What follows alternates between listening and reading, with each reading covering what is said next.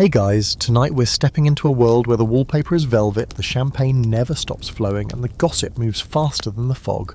Welcome to London, 1865, a place where the streets are lit with gas lamps and thick with coal smoke, and where fortunes can change over the course of one scandalous evening. You're about to become someone else entirely, and you probably won't survive this. At least not without a few scratches to your dignity, your sanity, or both. So no, before you get comfortable, take a moment to like the video and subscribe, but only if you genuinely enjoy what I do here. Drop your city and the exact time in the comments. I love knowing who's listening and when. Now, dim the lights, maybe turn on a fan for that soft background hum, and let's ease into tonight's journey together. You stand on the edge of Piccadilly, the December chill biting at your cheeks. Coal smoke curls out of chimneys and settles over the city like a worn blanket. Carriages clatter past, wheels slick with rainwater, their lanterns glowing faintly gold through the mist. Somewhere in this sprawling maze is the life you've chosen, or rather, the life that has chosen you. You feel the coin purse tucked into your cloak pocket, not nearly enough for comfort, but enough for a start. London in the mid-19th century is two cities stacked on top of each other. The polite version, tea at Fortnum's, music at the opera, ladies in dresses so wide they require their own weather forecast, and the other one, the one that begins after midnight, where names don't matter as much as who's paying your rent. You're about to slip into the second one, though the two overlap more than anyone likes to admit. You pass a newsboy hawking the latest headlines. Parliament debates, railway accidents, a society wedding. Not a single mention of women like you, though everyone knows you exist. The Victorians are experts at pretending not to notice the things they can't resist. Somewhere above you, behind a curtained window, a man is deciding whether to send a note summoning you for dinner or send for another girl entirely. That's the constant gamble. You're always one rumour away from losing your place. The gas lamps lining Regent Street burn with a steady roary hiss. They're new enough that some people still stare at them in awe, but you've learned they also serve as spotlights for anyone who wishes to be seen. Tonight, you're not ready for that. You keep to the shadows, turning down a narrow street where the cobblestones glisten with rain. This is where the women in silk slippers glide past pickpockets without breaking stride, and where every darkened doorway might be an introduction to someone important or dangerous. Your first stop is a discreet boarding house run by a Mrs. Whitcomb, who has the sort of face that could scold a Parliament minister into paying his debts.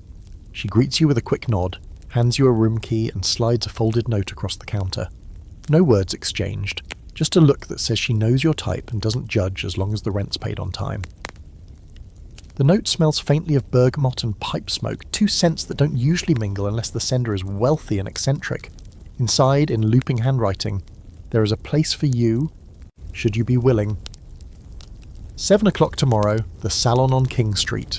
No signature, the salon is famous, though never publicly advertised.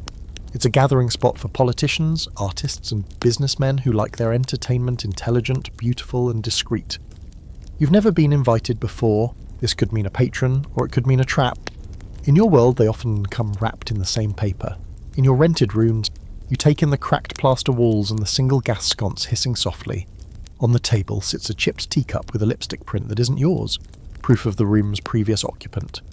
You can almost feel the lingering echo of her story. Maybe she's married now, or maybe she vanished without anyone asking too many questions. The Victorians are good at that too. History? Fact. By 1865, gaslight had become widespread in London, replacing oil lamps and transforming nightlife. It made streets safer in theory, but in reality it simply made certain transactions easier to see. Quirky fact, some gaslights were designed with special fishtail burners that made the flame dance purely for aesthetic effect. A reminder that beauty has always been part of the business of attraction. Scholarly debate. Historians still argue whether the rise of visible nightlife truly improved women's independence, or whether it simply created a new marketplace for controlling them. Lying in bed, you trace the ceiling cracks with your eyes, imagining the gaslit streets you'll walk tomorrow. The thought of King Street and its unmarked salon makes your pulse quicken, not entirely from fear. You didn't come here for safety.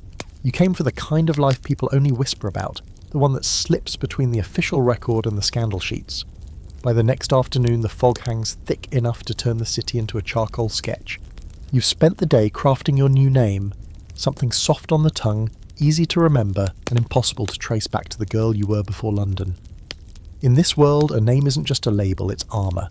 You choose Clara Valmont, a name with just enough French elegance to sound expensive, but not so exotic that it screams falsehood.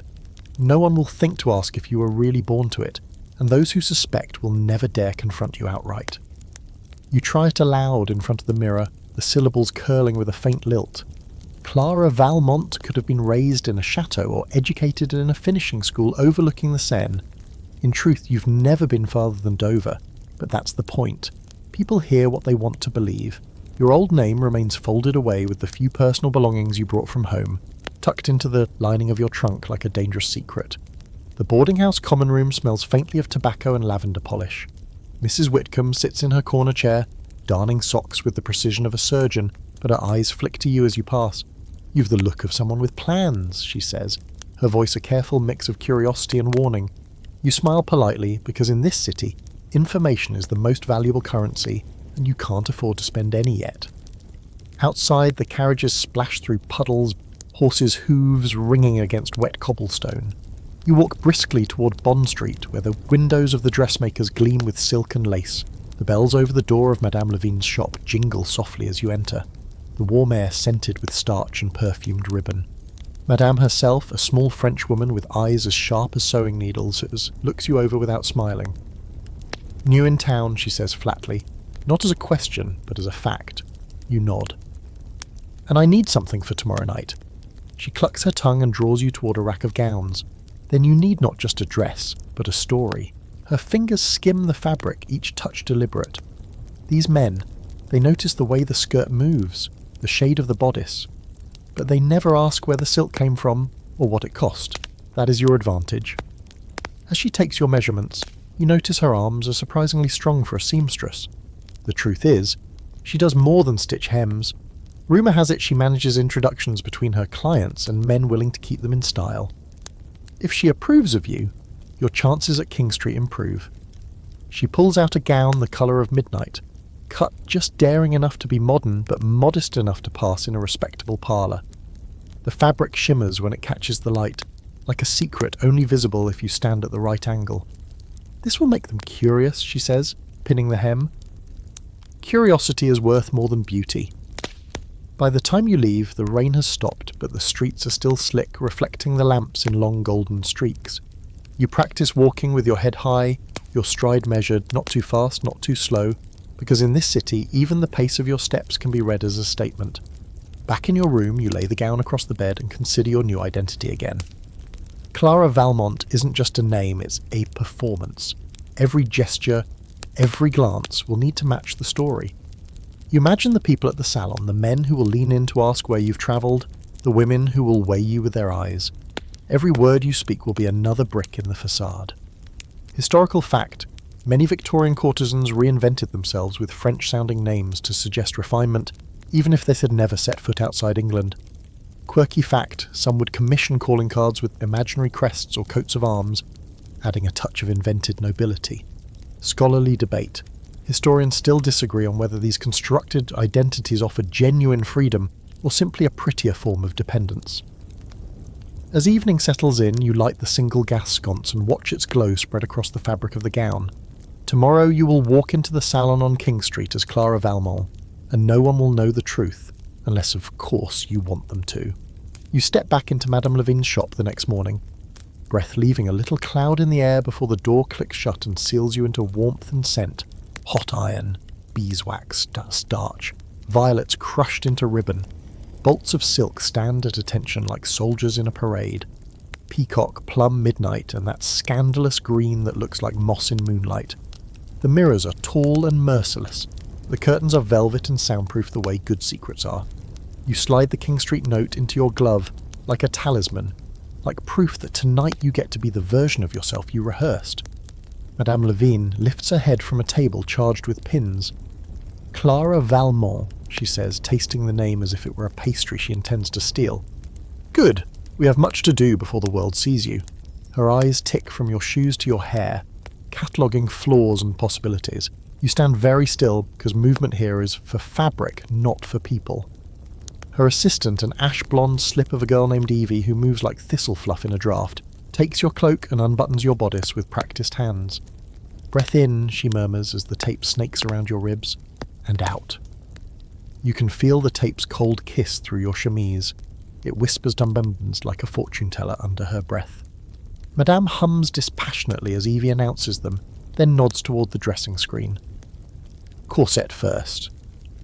You step behind the screen and submit to the laces. They climb up your spine like a stairway, pulling the city's noise out of you, replacing it with a concentrated hush until your waist is smaller and your lungs are citizens with restricted voting rights. Evie tugs, you grab the bedpost, and in a dozen sharp exhales you have a waist someone will pretend is natural while trying not to stare. Madame gives a single approving click, the noise a stamp of visa into a new country. The midnight gown waits, pinned loosely to your measurements, a suggestion of a woman draped on a dressmaker's stand. Evie holds it open, and you step into it, careful not to bleed on anything with your clumsy mortal fingers. The silk slides up your legs like water, a polite tide that knows your knees by name. The bodice settles warmly against your ribs, the sleeves kiss your arms and pretend they don't mean anything by it. Madame circles you with a mouthful of pins and a notebook that looks suspiciously like a ledger disguised as a prayer book. She tucks a silk cushion at your back. Crinolet, she announces. The cages are shrinking this season. The bustle is coming. You must read the room and the silhouette at once. The skirt lifts subtly at the back, creating a line that makes your waist look even more improbable. Walk. You obey, stepping along the threadbare runner while the hem licks the floor. In the mirror, a woman you barely recognize glides. Chin quiet, shoulders wide, hands soft and almost empty of their clenched history. Madame kneels and bites a pin between her teeth. Turn. Her fingers are fast at the hem, sewing the air into obedience. You will not lift your skirt too high on stairs. Men notice ankles when they cannot afford diamonds. Her humour is dry as a gin martini decades before its time. The bell above the door jingles. A breeze wanders in with the smell of wet horse and hot bread. Madame doesn't look up, but she tilts her head toward a small inner door. Evie, the back. The assistant slips away and returns with a narrow wooden box. Inside, flattened silk rosettes and tiny velvet bows nestle like exotic moths pinned to cotton. Madame selects a dark violet rosette and holds it at your neckline, head cocked. Too pretty is childish, too bare is careless. We are threading the needle.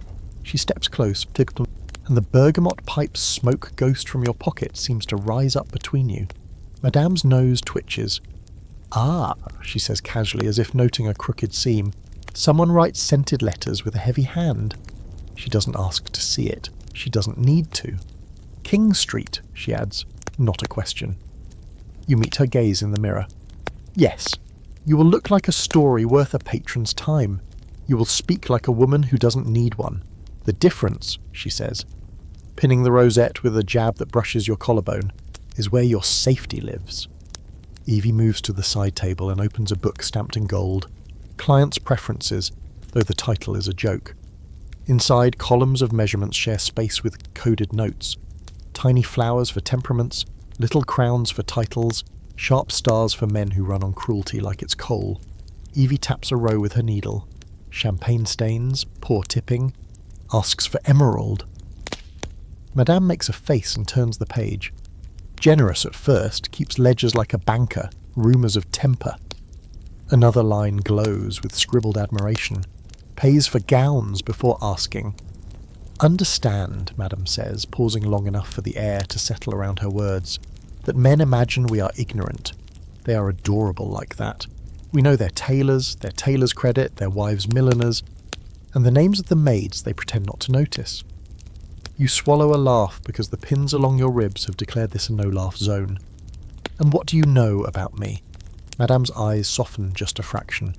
That you can hear a room without looking at it, that you're frightened of needing anyone, that you will wear midnight because you understand curiosity is a curtain one draws slowly. She leans back, satisfied with her own stitchwork, and you, pinned and poised in the mirror like a promise. Historical fact. In the 1860s, dress structures were shifting. Cage crinolines had reached comical widths earlier in the decade, but by the mid-60s, they narrowed into the crinolet and slid backward into the bustle, reshaping the silhouette so decisively that entire wardrobes and walking styles had to adapt, Quirky fact: fashion's love affair with vivid colour sometimes came with a poison kiss. Arsenic-based greens, popular for dresses and artificial leaves, could burn the skin of seamstresses and wearers alike, earning nicknames like poison garlands and making everyone a little too luminous under gaslight for comfort. Scholarly debate. Some historians cast dressmakers like Madame as mere service providers orbiting male power, while others argue they were covert brokers, gatekeepers of introductions and image, who built quiet empires by curating taste and controlling access. The truth may be a clever hemline somewhere between. Evie brings a tray like an offering, jet beads, a thin chain with a black glass pendant, gloves with pearl buttons, a fan painted with swallows hunting across a pale sky. Not diamonds, Madame says, unless they are yours outright. Borrowed glitter looks good until someone decides to repossess your throat. You choose the jet beads. They lie cool at your neck, grounding the midnight like punctuation. The mirror throws back a woman with a secret and good lighting. You remember the plates of pastries at salons you peered into as a child, the way laughter sounded expensive. What happens if I fail? The question slips out before you can dress it up. Madame's mouth tucks up at one corner. You don't. You pivot. A patron leaves. Another arrives. A rumour blooms. You prune it. You do not let anyone be your only door. She raps the notebook with a knuckle. It thuds softly. And you never, ever write the truth in ink. The bell chimes again. A woman sweeps in, her skirts whispering money, her hat commanding space. "Madame," she trills, "emergency alterations for tonight." Her eyes flick to you, calculate, then dismiss. You feel a prickle of relief at the anonymity. Being invisible is a skill you carry like a spare pin. Madame gestures to a side alcove curtained in plum velvet. "Clara, we will fit the hem there. No one outside needs to know what we do inside." She draws the curtain, and the city thins to a hush. Evie crouches with a pincushion. You lift your skirt to reveal the stitched tapes and tiny buttons that make walking possible without scandal. Evie's fingertips are deft, rehooking the inner loops so the train will spill just so when you turn. "Practice," she murmurs. The fan, the steps, the nod you give when you pretend to listen. You practice. Fan open, wrist relaxed. You practice the half smile that means continue, the eyelid lowered pause that means enough. You practice receiving a compliment as if it's a coin you choose not to spend. In the alcove, time is elastic. Outside, horses stomp and impatient men clear their throats at clocks. When the final stitch is tied, Madame smooths the silk at your hip. 7 o'clock, she says, and you hear the echo of the note. You will arrive 5 minutes late because eagerness is cheap. You will eat before you go, because hunger makes fools of everyone. She slips something small into your palm, a thimble, heavy for its size, engraved with a pattern of leaves. "For luck," she says, which is how superstitious people spell insurance. You dress again in your street clothes, the midnight gown wrapped in brown paper and tied with a ribbon that claims it harmless. At the door, the winter light has gone nicked and blue. Madame lifts a hand without looking up from her work. "Clara Valmont," she repeats like a seal on a document. "Remember, they approach for the silk. They return for the seams they cannot see. Outside, the cold snatches the heat from your lungs and hands it to the sky." You tuck the parcel under your arm, the note back into your glove, and you take the first step toward King Street with the careful stride of a woman learning the choreography of a dangerous dance. The city gleams as if polished by secrets. You can already feel the room you haven't entered tilting toward you just a little. By the time evening slides in and presses its cold nose to the panes, you've done exactly as instructed. Eaten something simple, laced yourself without fainting, and arrived 5 minutes late because eagerness is the clumsiest perfume. King Street glows like a burnished spine, row houses standing shoulder to shoulder, their windows square and self-possessed. The carriage you couldn't afford pretends not to notice you're on foot. That's fine.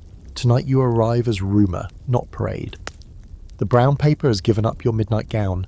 Silk clings pleasantly at your hips, the jet beads at your throat catching stray gaslight like little moons. The thimble Madame slipped you sits in your glove, a compact weight against your palm, a private joke with teeth. The salon's door is painted a modest black that swallows light. No number, only a discreet brass knocker polished within an inch of confession. You lift it and let it fall once. The sound is small but decisive, the click of a chess piece placed with intention. The door opens not to a butler exactly, but to a man sculpted into the shape of discretion. Late 40s, immaculate side whiskers, eyes that could sort jewels from paste at 10 paces. He takes you in from gloves to hem in a blink and steps back just far enough to let you pass without brushing him. "Name," he says, voice smooth as folded linen. You hand him a card newly printed this afternoon. Cream stock, restrained script. Clara Valmont, not a crest, no address. Just a name that eats its own tracks. He reads it as though it might emit smoke, then places it on a silver tray whose surface has seen its share of invented lives. "Welcome," he says simply, and you feel a lever shift. Outside shuts, inside opens. The vestibule is narrow, papered in a wine-dark stripe that behaves like shadow. The air smells of beeswax, coal, and that bergamot pipe smoke signature, so faint it could be memory. Through double doors, violin and laughter twine around the leaves of conversation. The floorboards have been persuaded to hush. A maid in tidy black relieves you of your cloak with a smile that suggests she has observed everything worth knowing twice. She offers you a fan of mother of pearl and a suggestion of where to stand so you will be seen without tripping over anyone's pride. You pause at the threshold and take stock. Gaslight drips gold from glass chandeliers. Their flames make little tongues tasting the air. Paintings line the walls, hunting scenes for the blustering sea, languid mythologies for the men who like secrets dressed as classics. The furniture has been arranged not for comfort but for vantage. Settees angled for watching, chairs positioned to catch introductions the way a sail catches wind. And there they are, politicians with hair arranged like arguments, bankers who keep their hearts where they keep their ledgers, a painter whose cuffs are fashionably filthy, and two opera singers who almost definitely hate each other. You step in, that is all it takes. Heads tilt a fraction, curiosity flutters like a startled bird, then settles. You are a new constellation in a familiar sky, something for the room to name. The host, at least the person performing host tonight, materializes from the periphery. A woman not so young and not so old, wearing pearls like commas. "Irene Dever," she murmurs, and the name spools a rumour of aristocracy without promising an ounce. Her gaze is quick but not unkind. "Clara Valmont. The city has been expecting you." You resist the urge to laugh. How polite of the city. Her smile is cat-like. Polite is what we do when we mean to be dangerous later. She steers you toward a little eddy of influence. A member of parliament whose voice has been printed more than his face, a shipping magnate built like a credenza, and a journalist who makes a living out of pretending not to know anyone he knows. You catalogue cuffs, watch chains, the condition of shoes. You let the men tell you what they think you ought to know about railways, tariffs, and the weather. Damp, as if the sky needed their vote. It goes like choreography. Compliments arrive in shallow dishes. You lift the smallest spoon. You open the fan, breathe, close the fan, nod just enough. The journalist, trim and hungry-eyed, brightens. "Miss Valmont, I don't believe we've seen your portrait yet. No carte de visite?" His tone makes your lack of storefront publicity a kind of intrigue. "Not yet," you say. "I'm still deciding between two versions of my face," he laughs. Delighted at the quip, he'll almost certainly repeat later as if he thought of it alone. The MP leans in to ask where you've travelled. "Paris," you say. Letting the word float like a bubble, and you don't add "in my head." He nods, satisfied. The shipping magnate asks about your dress. You offer Madame Lavigne's name with the careful generosity of someone who knows the value of good referrals and the dangers of saying too much. A footman ghosts in with champagne. You take a glass and let it bead your fingertips with cold. The bubbles are quick and irresponsible. "To new names," the journalist says. You tap his glass lightly and do not drink more than 2 swallows.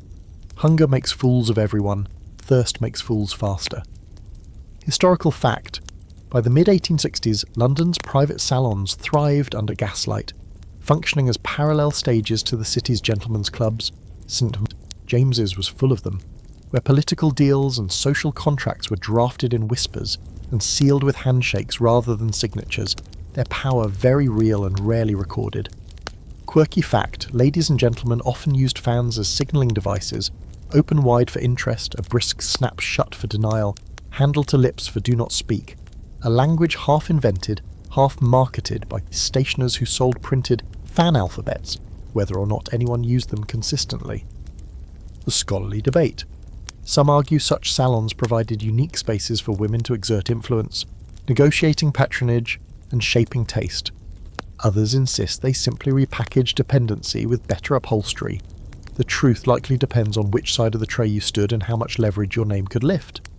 You become aware of a man watching you from the threshold of an adjacent room, a library glowing like a hearth, shelves rising to the ceiling, a ladder angled for ambitious readers or dramatic exits. He's dressed with the kind of correctness that makes you look for the flaw, but there isn't one. He's balanced like a scale. When your eyes meet, he makes the smallest inclination of the head, as if acknowledging a tune only the two of you can hear. The bergamot pipe's smoke thread is stronger here, like a signature tucked into the air. You think letter, you think sender. Before you can test that theory, Irene reappears with a man who wears his grin like a boutonniere and his boredom like an unpaid bill. "Mr. Hartley," she says smoothly, "Miss Valmont is in need of a tour." Mr. Hartley takes your arm with a touch that asks and assumes at once. He narrates the rooms, music in the blue salon, cards in the back, conversation here where scandals come to simmer and reduce. You note the screens that can be pulled to manufacture privacy. The little gilt bells placed like punctuation marks for summoning, the mirrors angled to widen the room and narrow lies. In the blue salon, a tenor sings something Italian that sounds like a man apologising to a moon he never loved. Women in jewel tones outshine the chandelier. Their laughter is varnished but not untrue. A familiar face catches your eye. Evie, not as Evie but as a girl who knows things, standing very still beside a woman in a gown the colour of old wine. Evie's glance flicks down. Up, left, a message that says, "Beware the one with the opal pin." You follow the cue and notice a gentleman whose tie is so perfect it must be compensating. He watches women the way bankers watch the market, with appetite and a plan. In Madame's book, he would have worn a little sharp star. You float back toward the library, as one does when the music is too full of other people's stories. The man from the threshold has not moved much. He is a detail in a painting that owns the whole canvas. Up close you notice the cufflinks, onyx subtle, and the faint, expensive quiet around him, the kind of silence that suggests either power or loneliness, or both. "Miss Valmont," he says, voice pitched for two, "you received my note." So, the air had a sender. You let your smile tilt, permissive but not surrendered. Its smell preceded its signature. "Forgive the indulgence," he says. "Overestimate bergamot when I'm impatient." The corner of his mouth knows how to be amused without moving too far. He doesn't introduce himself, which is an introduction of a sort. "Are you a collector of names," you ask, "or of silences?" "Of returns," he says, which is either romantic or mercantile. The distinction here is mostly a matter of lighting. He gestures toward a settee edged with books, pretending to be careless.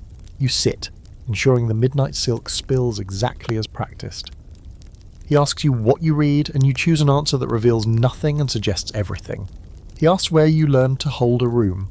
You parry. Rooms are much better at holding us. He laughs, genuinely this time, and you allow yourself the smallest sip of satisfaction. His hand stays where it is. He is not a grabber. At least not in chapter 1.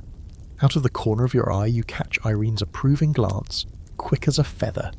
Position achieved, not checkmate. Maybe not even check. But a piece has advanced. A commotion ripples from the card room. Someone's luck has turned or someone's temper has slipped its leash. The journalist slides by like a knife in tissue. "Rumour says a new railway bill will die at committee," he whispers to no one in particular. The MP stiffens. The shipping man's ring clicks against his glass. You file it away. Not knowledge, but clues about who will be angrier in the morning. You and the bergamot man, still nameless, still precisely himself, rise as the song ends. He inclines his head. "I hope you like pearls," he says. "I dislike bracelets that bite." In this city, that qualifies as chivalry. As he moves away, Irene's pearls appear again. "First invitations are tests," she murmurs. "Voice for your ear alone. Second invitations are offers. Thirds are contracts you didn't realise you signed. And fourths?" She smiles, pearls clicking softly as if they've learned to applaud. "Fourth invitations mean you've become a habit." You stand in the doorway, letting the heat slick your skin and the light stencil your silhouette for anyone who needs an outline to colour in later. You can feel the thimble in your glove and the pins you do not wear, Madame's unseen stitches that hold you together in a place that will try to pull you into pieces that fit other people's pockets. You breathe, you listen, you make room for the story to tilt a hair in your favour. The night is still young, and your name has just taken its first lap around the room. Champagne is the easiest camouflage in the world. Everyone assumes you drink it for pleasure. No one suspects you're counting the sips. You carry the glass the way one carries a candle, steady, careful, conscious of how quickly the glow can get away from you. In the salon's main room, a pianist teases a Chopin nocturne into something almost wicked. Conversation swells and recedes in soft waves. You catch fragments, India shares inheritatory tongues, like shells from a tide you're not ready to wade into. Mr. Hartley reappears, grinning, as if he's been told a private joke about you. "Ah, Miss Valmont, have you met Mr. Abernathy? Shipping. Everywhere there's a tide, he's got a piece of it." The man in question is heavy with gold watch chains and the kind of cologne that can drown a smaller personality. His handshake is damp, his smile quick to vanish when he decides you're not impressed enough. "I've heard your ships never sleep," you say lightly. "They nap," he corrects, pleased with himself, "but only in ports where my competitors dock." He laughs at his own joke. You match his smile in the way you might match a stranger's step on a narrow pavement, careful not to bump, quick to separate. He talks about tariffs and docks, his voice rolling like a tide of numbers and names. You file away the ports he mentions, the politicians he calls by first name, the fact that he never once asks you a question. Irene floats past, trailing a scent like warm roses and knowing glances. She leans in to murmur, "The trick is to let men talk until they reveal what they think is safe, then notice the thing they didn't mean to say." She's gone before you can thank her, pearls swinging like punctuation at the end of her sentence. A waiter offers oysters on a silver tray. You take one because refusing looks fussy, and fussy is expensive to maintain. The oyster slides cold and briny down your throat, tasting faintly of iron and risk. "Ever been to Marseille?" Abernathy asks, and you realise the question is bait. You let your eyes warm as if considering it. "Not yet," you say, "but I hear it's a place where everyone knows someone worth meeting." He grunts approval. In his mind, you've just joined a map he controls, a ripple moves through the room, a changing key, subtle but definite. You follow its source to the doorway, where the bergamot man has reappeared. He's speaking to a tall gentleman with a streak of silver in his hair, and the two of them look like they could buy the building without breaking conversation. You wonder which of them wrote your invitation, and which will remember your name tomorrow. Hartley taps your arm lightly. "Cards in the back room" is phrased as an offer, but the gleam in his eye suggests he's testing whether you'll follow. "I'll watch," you say, "but I don't gamble unless the deck's worth it." He laughs, unsure if you've complimented him or sidestepped entirely, and you leave him to wonder. The card room smells of tobacco, polish, and anticipation. Men lean over green baize tables, the lamplight carving gold into their hair and shadows into their faces. You stay near the doorway, the way someone might watch a fire from the safe side of a hearth. A man in a velvet waistcoat turns just enough to catch your gaze. His smile is sharp and entirely about winning. Evie's warning flits through your mind, beware the one with the opal pin, and sure enough, there it is on his lapel, glinting like a small, polite threat. You make a point of glancing away before he can read anything in your eyes. Historical fact, in Victorian high society, a woman's presence in a card room was a signal in itself. Either she was so accepted she could move anywhere without raising eyebrows, or she was being shown off as a possession by the man who brought her. Quirky fact, some professional gambers in London's clubs kept lucky objects, dice from famous games, hairpins from mistresses, tucked into waistcoat pockets as talismans, swearing they influenced the cards. Scholarly debate.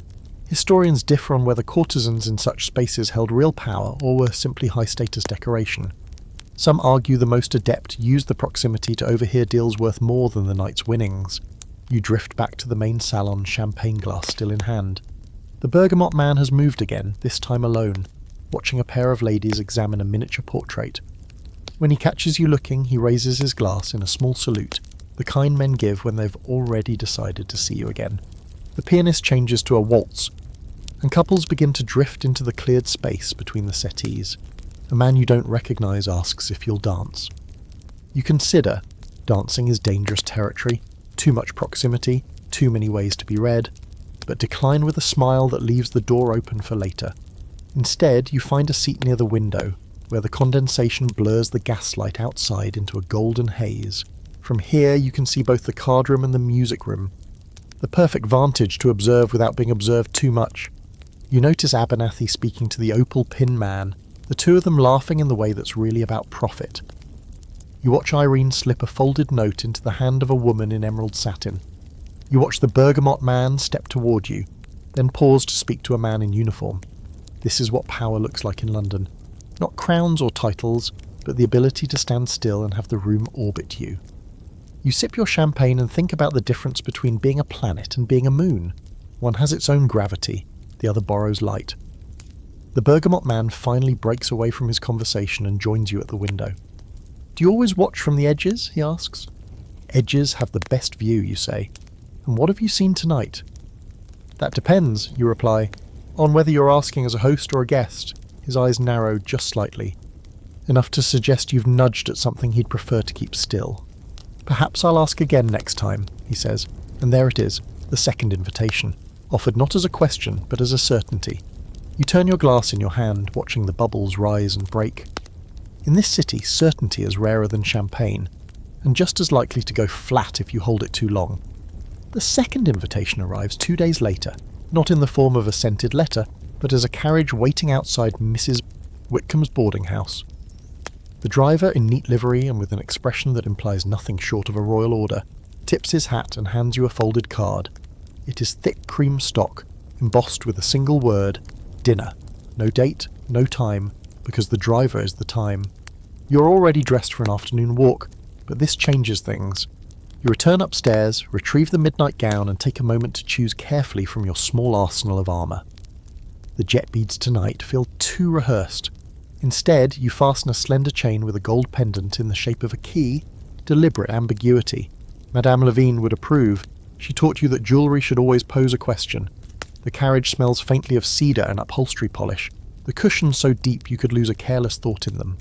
Through the window, London unspools in its damp, soot-dusted splendour. Street hawkers call out roasted chestnuts. A flower girl waves a wilted posy at a gentleman who pretends not to see her, and in the gutter a boy tests the weight of a stolen apple in his palm. All of it feels like another play entirely, one performed for a different audience. You expect the carriage to turn toward King Street, but instead it heads west, past St James's Park, where winter bare branches form black lace against a pewter sky. The houses grow larger, the gates higher, the curtains heavier. At last, you stop in front of a townhouse whose brick is the colour of old claret, polished by decades of quiet money. The door opens before you can knock. Inside, the hall is all marble coolness and Persian carpet warmth. A butler, not the one from the salon, takes your wrap with a glance that notes everything and says nothing. He leads you to a drawing room where the bergamot man stands near the fire, a glass of amber liquid in hand. Tonight he wears no ornament but his cufflinks, silver this time. Engraved with a pattern you can't quite make out. "Miss Valmont," he says, as if pronouncing a word he intends to keep. "Thank you for accepting." "I thought you might have been offended if I declined," you reply. "Only puzzled," he says, gesturing toward a chair, "and I dislike puzzles I can't solve." You sit, smoothing the silk across your lap. "Then I should tell you I'm not in the habit of being solved." He smiles, not the polite host smile, but something quieter. "Dinner will be informal, just us. I prefer to avoid audiences when I can." The dining room is lit by candlelight rather than gas, the flames trembling with each small draught. The table is set for two, silver polished to a mirrored shine. Courses arrive in silence, oysters again, followed by a soup that tastes of leeks and something darker, then roast pheasant with bread sauce. You eat carefully, matching his pace, sipping wine slowly enough that you could recall every word if needed. Between courses, he speaks of Paris, of a painting he saw once that has never left him, of the way London forgets and remembers people at its own convenience. You counter with questions that reveal little about yourself but encourage him to fill the space. He talks more than you expected. Halfway through the meal, he asks, "Do you know why I sent that note to you, and not to someone else?" You tilt your head. "I assume you'll tell me whether I answer or not." "Because you were listening," he says simply. Most people come to salons to be heard you were listening and choosing what to keep. It's both flattering and unbattling. Listening is a skill you learned out of necessity, not ambition. Historical fact: in Victorian society, private dinners between a courtesan and her patron, especially unchaperoned, were both a declaration and a negotiation. While not legally binding, such evenings often mark the transition from acquaintance to arrangement. Quirky fact: some hostesses use scent strategically in their dining rooms, adding drops of floral oils to candles so that each course was subtly underscored by a different fragrance, meant to stir appetite and memory. Scholarly debate. Historians argue whether these intimate dinners allowed courtesans genuine influence over their patrons, or merely reinforced the boundaries of who truly held power, the man at the head of the table, or the woman who'd been invited there. After dessert, a tart of lemon so sharp it makes your eyes water, he rises and offers you his hand. You expect to be led back to the drawing room, but instead he opens a door to a study lined with books in bindings that could fund half a year's rent. On the desk, a stack of papers rests beneath a paperweight shaped like a coiled serpent. "I'll be in Paris next month," he says. "I'd like you to join me." The offer is so casual it almost sounds like he's suggesting a stroll in Hyde Park. You keep your expression unreadable. You make it sound like a simple thing. "It can be," he says, "if you let it." You glance at the serpent, coiled and waiting. "And if I don't?" He shrugs lightly, as though declining him would be a curiosity, not an offence. "Then I'll hope you reconsider, and we'll see each other in London." Outside, the carriage waits. As you step in, he takes your hand briefly, not possessive, not even lingering, but enough to make you aware of the absence when he lets go. The door closes, the carriage pulls away into the night. Through the glass, you watch the lights of his townhouse recede. Paris is only a word for now, but words have a way of becoming places if you're not careful. You hold the key-shaped pendant between your fingers and wonder if it will unlock something or lock you in. You spend the next morning pretending to write letters. The paper is thick enough to make a sound when you breathe on it. The pen scratches out courtesies that will never be posted. Mostly you're buying time. The Paris offer sits in your lap like a cat that might purr or bite. You set down the pen and choose a hat with a brim modest enough to suggest you've nothing to hide. At noon, you take a hansom to a street where the houses are tinted the particular grey-brown of money cleaned twice a week. The knocker on number 12 is shaped like a laurel wreath, clever and a little smug. When you lift it, it rings through your wrist. Inside, the air is a perfume of bergamot's more respectable cousin, orange blossom and baked sugar. The drawing room has that dreamy, expensive light that happens when curtains are thick and gas flames are turned very low. The sort of light that makes every face a portrait.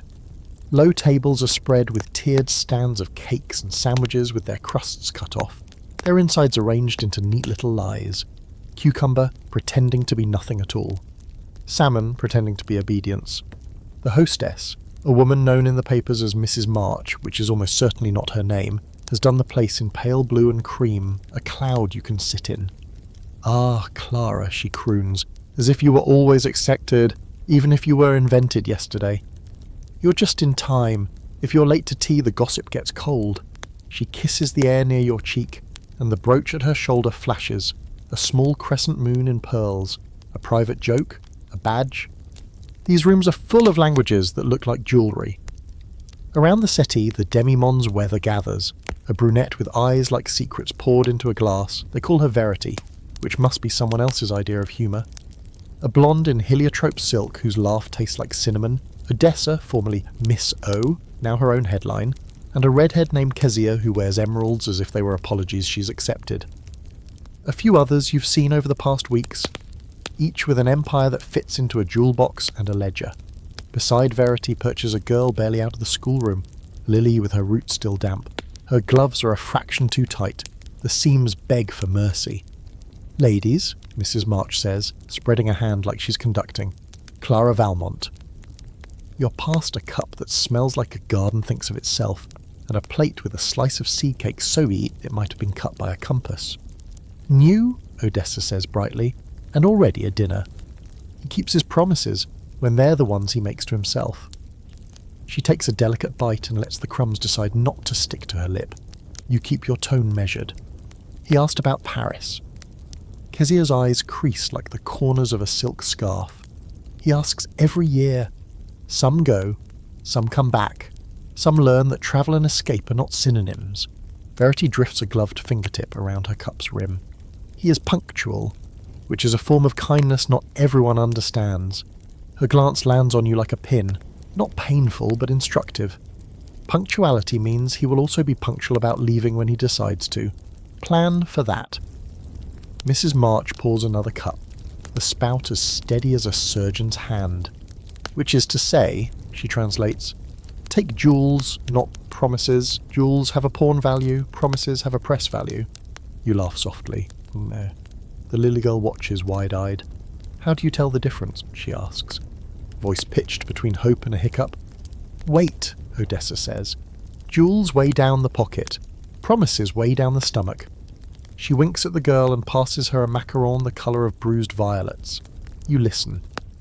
This is a room where listening is not passive. It's a skill you sharpen until it can slice cake. They trade tips like contraband.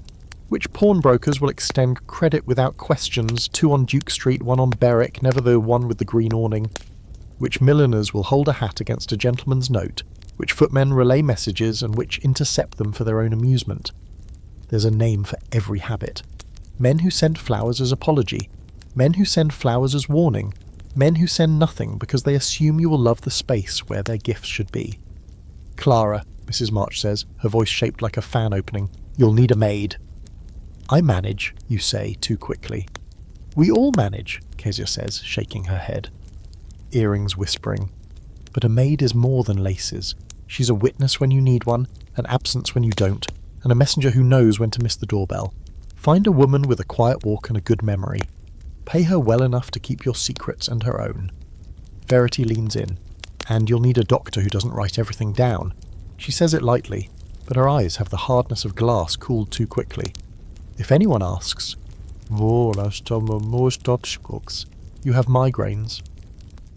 Historical fact, in the 1860s and 70s, celebrated courtesans in London did in fact hold their own levees, afternoon teas or receptions where patrons, artists and other women of the demi-monde mingled.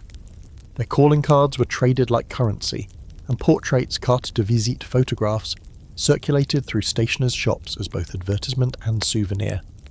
Quirky fact, many women kept small vinaigrettes, tiny silver boxes with a perfumed sponge of vinegar or ammonia, to revive themselves or to combat the less romantic smells of coal, horses, and too many bodies. A discreet whiff could rescue a swoon that was staged or stop one that wasn't. Scholarly debate. Historians wrangle over whether these informal networks among courtesans constituted genuine mutual aid, practical solidarity in a hostile city, or if they mostly reinforced competition, with kindness offered only when it served one's own position. The truth likely depends on whose rent was due that week. Odessa produces a little book from her reticule, bound in worn red leather. Accounts, she says cheerfully. Men think we keep them in our heads, like love poems. I keep mine where ink dries permanent. She flips it open, shielding the page from the room with an elegant hand. What he promised, what he delivered, when he frowned paying the modiste, when he didn't. Never show it to anyone you don't pay, Verity adds, and never keep it where a man can find it. So a pocket in the mattress or in the sleeve of a dress you never wear. The Lily Girl asks, and if he asked me to travel? Kezia takes her hand with a surprising softness. Then you ask for half before departure and half on arrival, and you keep the ticket stub yourself. You wire Mrs. March the address of the hotel by code. She smiles gently. We use flowers as code here. A violet is come at once, a fern is do not come, a white rose is I am fine but watching. Mrs. March clucks, amused. You'd be amazed how quickly a florist learns diplomacy. You turn your cup and catch your reflection in the tea, your face, a small moon in brown water. If I go, you say carefully, and if I return, what changes? Sometimes nothing, Verity says. Sometimes everything. And sometimes, Odessa says, you come back with a painting that reminds you who you were when you stood still long enough to be seen. She shrugs, generous and ruthless at once. Sometimes you just come back. The conversation folds into lighter tatters. The best seamstresses for stage dresses. which photographer knows how to position a hand so it looks graceful and not coarse, not starving. The merits of keeping a parlour palm versus a canary for cheer. Kezia swears by a canary. Verity prefers the plant. The plant never sings off key. Someone mentions a woman who kept a hedgehog to eat insects in her kitchen. Everyone agrees hedgehogs are charming but not fashionable. You file away even these, because a room is built of its trivialities as much as its declarations. Mrs. March lifts the lid on a small dish. Inside, sugar cubes glitter under lamplight. "Now," she says, voice turning like a key, "we must also speak of the ones to avoid." She places 3 sugar cubes on a saucer, and with the tip of a spoon taps each. The man with the opal pin, gambler, and he admires losses because he thinks they look like courage. The banker who takes you to the opera, generous at first, forgets you immediately after applause. The poet who writes your name as if he invented the alphabet, dangerous because he will sell your echo to pay for his drink. You nod. And the bergamot man? Not cruel, Verity says. Not careless. Powerful in a way that makes carelessness look efficient. He has a talent for making distance look like a gift. She sets her cup down. If you go to Paris with him, bring a companion you can trust. Make sure your rooms have separate locks, and, this is important, send a letter to yourself in advance poste restante. It's a string to pull if you need to find yourself again. Odessa smiles over the rim of her cup. Also, Paris butter is superior. Eat it with everything, and buy shoes. Your future self will thank you when London rains for 6 months straight. A laugh goes round like a ribbon tossed and caught. The lily girl relaxes enough to breathe properly. You feel the thimble in your glove, that tiny promise of protection, and set it on your knee. Odessa notices and raises a brow. Sewing? Luck, you say. Same thing, Verity murmurs. When the plates are empty and the air is sugared and soft, Mrs. March stands and the room shifts into coats and goodbyes. She takes your hand and tucks a card into your palm. On one side, her name in tidy script. On the other, a single pressed violet. For telegraphs that cannot be sent, she says, you'll know how to use it. Outside, the light has the fragile colour of a peeled apple. Carriages nose up like patient horses. Kezia touches your elbow before stepping down. If you choose Paris, make sure London is still yours when you return. Don't let anyone lock you into their season. Verity gathers her wrap, her smile like a veil. Trust your seams, she says, which you think might be the kindest thing anyone has said to you in weeks. You ride home with the taste of orange blossom in your mouth, and the knowledge that the city's most dangerous kindness is the way it teaches you to pretend survival is simply another form of style. In your room, you slide Mrs. March's card under the lining of your trunk beside the folded scrap with your old name. 2 names, 2 maps. 1 pair of hands learning how to carry both. Hyde Park is a day pretending to be nature. You arrive late morning, when the fog has peeled back to a thin veil and the sun is a polite rumour behind clouds, and you step into an atmosphere curated for glancing. The gates open like theatre doors. The gravel underfoot whispers the same warning you've been hearing since you learned to lace yourself. Everything you do here is a sentence in somebody else's paragraph. You have a maid now, Nell, found by way of Mrs. March, as quiet-footed as a cat on velvet and equipped with the memory of a ledger. Her walk says invisible, her eyes say noted. She trails half a pace behind you, just close enough to be a chaperone and just far enough to remind onlookers that you command an orbit. The air tastes green and damp. The Serpentine lies to your left like a piece of pewter poured by a steady hand, just a ripple where a swan muscles past, offended by nothing and everything. Beyond, Rotten Row is already patterned with hooves and intentions. Men in severe coats riding with their chins presented to the morning, women perched side-saddle like punctuation marks, groom boys racing along the edges, punished by the speed of the people they serve. You know the Row's name isn't about rot at all. It's a corruption of Route du Roi, the King's Road, though the Victorian tongue does love a pun that scolds. You've dressed for legibility, heliotrope ribbons at your bonnet, a nod to Odessa.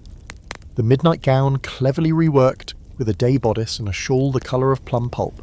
Madame Lavigne would call it afternoon cleverness, the art of looking like you might be on your way somewhere more private. Nell carries a parasol, ivory handle, oyster silk, that is both sunshield and semaphore. You practice the cues in Madame's alcove, parasol canted to the right for perhaps, tipped forward for not today, folded and carried low for approach with care. Your hands know them better than your nerves. Hyde Park is where the respectable walk to be seen and the less respectable walk to be seen pretending not to be seen. You're not the only one performing this trick. Verity passes you in a gown the colour of grey doves, her bonnet so modest it's nearly sarcastic. She doesn't look directly at you, but her gloved fingers adjust her reticule thrice, a small code that says, "We are observed." 2 minutes later, a gentleman with a newspaper tucked in his cane's handle stalls near a bench and pretends to read while mostly reading the air around the women who are worth writing about. You turn your face so he gets the silhouette, not the expression. Near the bandstand, a troop of children sail paper boats in a puddle, as if that were the whole ocean. The smallest girl kneels to rescue a capsized craft and grins up at you as you pass. She doesn't know yet that paper dissolves. For a moment, you wish nobody had told you either. Then you remember the thimble in your pocket and return to the stage. A dapper figure steps off the bridle path and intercepts your orbit without quite entering it. "Mr. Mr. Hartley," of course, the grin in search of a headline. "Miss Valmont," he says, touching the brim of a hat that might be new enough to squeak. "What a delightfully coincidental morning." His eyes tick to Nell, approving of the virtue of your witness. "Coincidence is a polite name for homework," you say, and perch on a rented chair facing the water. Nell produces a penny. The chairman makes change with the crisp efficiency of a man who sells views by the hour. "Entirely true," Hartley chuckles, leaning on his cane. "And what view do you intend to purchase today?" He means, whose company do you expect? He means, whose scandal shall we waltz around? "Something with good light," you say, and an absence of opals. You let that settle between you like a small trapdoor. His brows bounce. He has heard a version of the warning then. Our mutual gambler. Lost heavily last night to a man who doesn't play for money. His smile knows it is wicked. He plays for people's afternoons. Then may he bankrupt himself quickly, you murmur, lifting the parasol just enough to send "not today" to a gentleman hovering 3 yards off who thinks he is subtle. The band strikes up a march that sounds like a milliner's nightmare. Too brisk for feathers, too insistent for veils. You let the tune carry your thoughts down the row. He appears the way certain scents arrive. Before the man, a breath of bergamot tugging at the ghost of pipe smoke. The distance between you is exactly the sort that can be bridged by chance or intention, which means it is now a test. He is riding, of course, on a dark bay that looks like it was bred to respect secrets. He raises 2 fingers in the smallest salute. His horse's ear flicks like a conspirator. He does not alter course, he does not stop, he passes, and the wake he leaves is composed of women thinking about him and men thinking about the women thinking about him. Nell does not turn her head. "Noted," she says, so softly the word could be the rustle of your shawl. "Punctual," you say, thinking of Verity's taxonomy, and apparently fond of public distance. Hartley follows the horse with his eyes.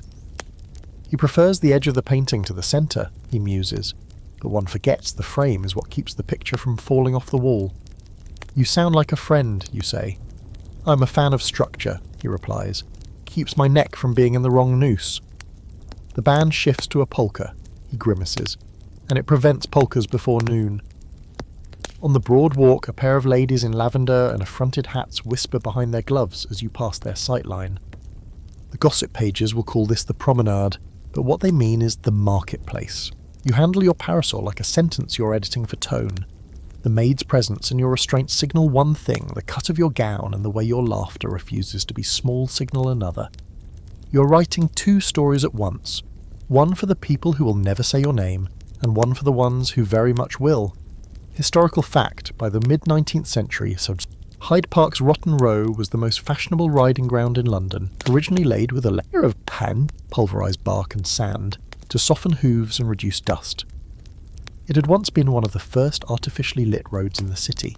Hundreds of lamps in the late 17th century, so riders could canter after dark without breaking their necks or their reputations.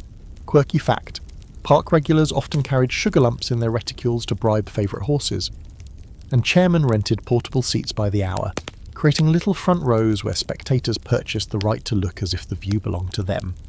Scholarly debate. Some historians hail the Victorian promenade as a rare mixed public space where classes commingled under equal sky. Others argue it only dramatised hierarchy, with wealth and gender written in fabric and distance, the park as a theatre where everyone knew precisely where not to sit. Near the Serpentine Bridge, you pause to admire the water long enough for a painter to set up beside you, easel clacking open like a folding argument. He's young, hungry, smudged with the ambition of the charcoal on the cuff. "May I?" he asks, already sketching. "You may look," you say. "What you keep is your business until you sell it." He laughs, surprised by your frankness, and his hand moves faster. "You are not from here," he says, eyes dancing between you and the paper.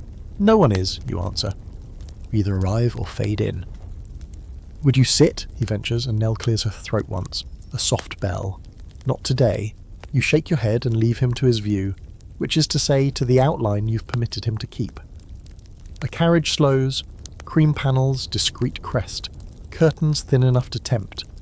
Behind the glass, you glimpse Irene's pearls and a quick tilt of her head. She doesn't signal you, she simply lets you notice her. That too is a language. We are both working. A beat later, Odessa strolls past with a gentleman whose moustache looks like a decision gone too far. She twitches her parasol toward you in the tiniest salute. Verity is gone, absorbed back into the city as neatly as a pin into a cushion. You and Nell turn toward the trees, where the paths are less catalogued. A nursemaid shepherds a pram over a route. A dog the size of a footstool bolts after a squirrel and is betrayed by its own optimism. You inhale leaf musk and horse warmth and the faint ghost of coal soot that makes every London breeze taste faintly of yesterday's fire.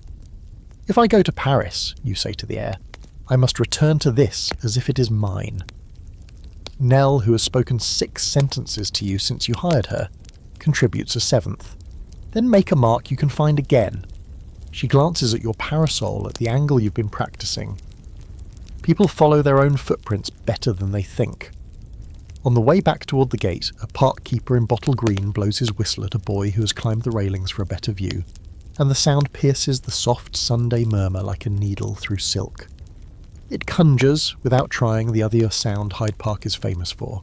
Crowds and cries, the Reform League's summer of shouting when men tried to pour themselves through locked gates. You weren't here for the railings broken like teeth, but you can feel the echo of it under the gravel still, a reminder that this green is also a pressure valve, that a park can be both promenade and protest depending on who's counting. A gentleman you don't know tips his hat as you pass and offers a smile that thinks it has earned interest. You let the parasol say perhaps and keep walking. Nell counts under her breath, not numbers but glances. She will tell you later who saw you, and whom you allowed to see you seeing them. You will write it in Odessa's sort of book, the one with ink that won't wash out, under the heading Park, with subheadings for horses, hats, and choices left on the table like cooling tea. At the gate, the city resumes its usual mask. The clop of a hansom, the call of a seller, violets today, pressed into paper cones like folded messages. You buy one and tuck it into your bodice, the fragrance clean and secret. Violet. Come at once, per the code. But this one is only for you, a reminder. You are practicing arrival again and again, until it looks like belonging. When the maid helps you into the cab, you glance back at the water. The morning has filed you in its ledger. Who nodded, who didn't, who cantered by and who dismounted to be caught considering.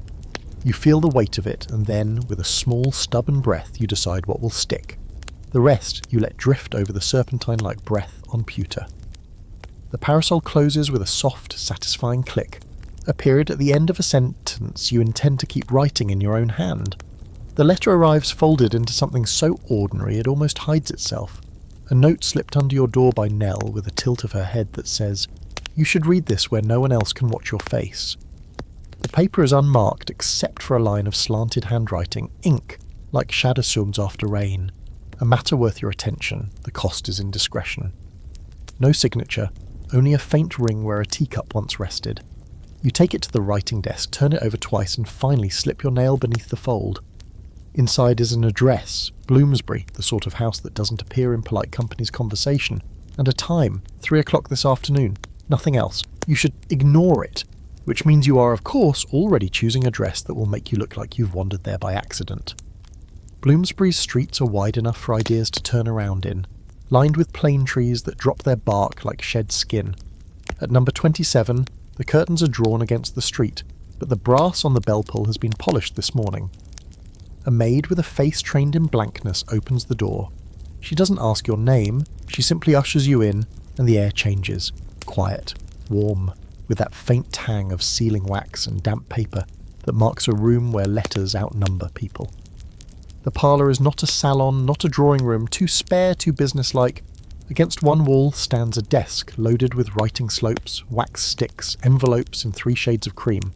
At the centre, a man sits with a notebook open, pen poised. He is not handsome, but he has the sort of face people tell things to without realising why.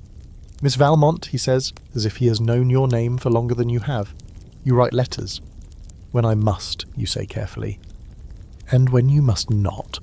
"Then I send flowers," you answer, which earns a flicker of approval. He explains without flourish. His work is the orchestration of correspondence. For those who cannot be seen to write to one another, he becomes the middle. For those who wish their handwriting to carry a different accent, he imitates. His clients are men and women of standing, which means standing in the shadows sometimes costs more than the light. "I understand," he says, "that you may require such a service." He doesn't elaborate on why he understands this. And I, in turn, may from time to time require your ability to listen. It's a barter. He offers his desk for your letters, in exchange for fragments you collect in rooms he will never enter. Names, overheard phrases, shifts in tone. Nothing so crude as gossip, more like the scent of smoke before the fire is admitted. You are tempted to refuse, but you also think of the Lily girl at Mrs. March's tea, and how much she would have paid for a man who could intercept a disastrous note before it reached its target. He shows you examples. A folded sheet with a signature that is not the signature's owner. An envelope addressed in a lover's hand but written by someone else entirely. Sometimes, he says, the truth is dangerous because it is dull. I make it readable without being real. He asks if you will test his skill. You dictate a note as if to a man you admire but do not yet trust. A careful thanks for a pleasant afternoon, a reference to a shared book, an absence of anything that could be quoted against you. He copies it in their hand that looks nothing like yours but could be imagined as yours by anyone inclined to believe they know you well. Your payment is my address, he says, sliding the page toward you. Should you need to send something where the postman cannot be trusted. Before you leave, he offers tea in mismatched china, the kind that says I own better, but do not use it for business. As you sip, he drops a name, the Bergamot man's. A client, you ask. Not directly, he says, but his circle leaves many footprints. He doesn't explain further, and you don't ask, yet. Historical fact, coded correspondence was a quiet but vital part of Victorian high society. The General Post Office handled millions of letters yearly, and private letter-writing services flourished for those needing anonymity, from political radicals to adulterous aristocrats. Quirky fact, some correspondents used lemon juice for invisible ink, later revealed over a candle flame, though this was more popular with schoolchildren than spies, the truly discreet preferred ciphers woven into innocuous sentences. Scholarly debate. Historians still argue whether these intermediaries were neutral facilitators or subtle power brokers, gatekeepers who shaped the very relationships they claimed merely to service. Back outside, Bloomsbury feels wider than it did before, as if you've stepped out with more than just an address in your reticule. You've left a fragment of yourself inside, a voice in someone else's ledger, and taken a tool that might one day be the reason you survive a misunderstanding. Nell glances at you when you climb into the cab. Useful? Potentially, you say, dangerous? Always. Back at the boarding house, Mrs. Wickham eyes the violet still pressed in your trunk when she brings up the post. There's nothing from the Bergamot man, but a folded card from Odessa invites you to sit for a photographer next week. Her favourite, naturally. Pictures make ghosts harder to ignore, she's written in her precise script, and harder to deny. You hold the card and think about letters, how they travel without you, how they carry pieces of you into rooms you'll never enter. In this city, paper is both a thread and a blade.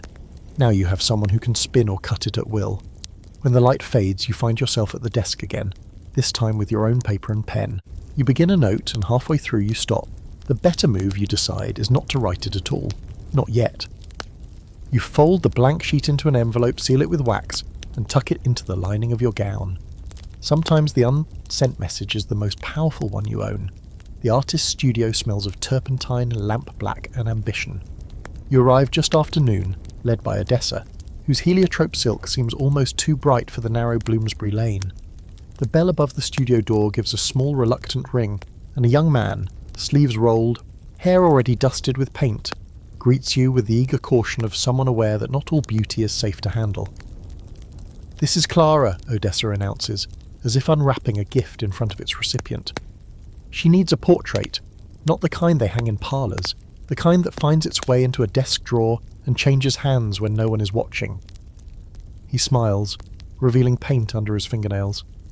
"That's the kind I do best."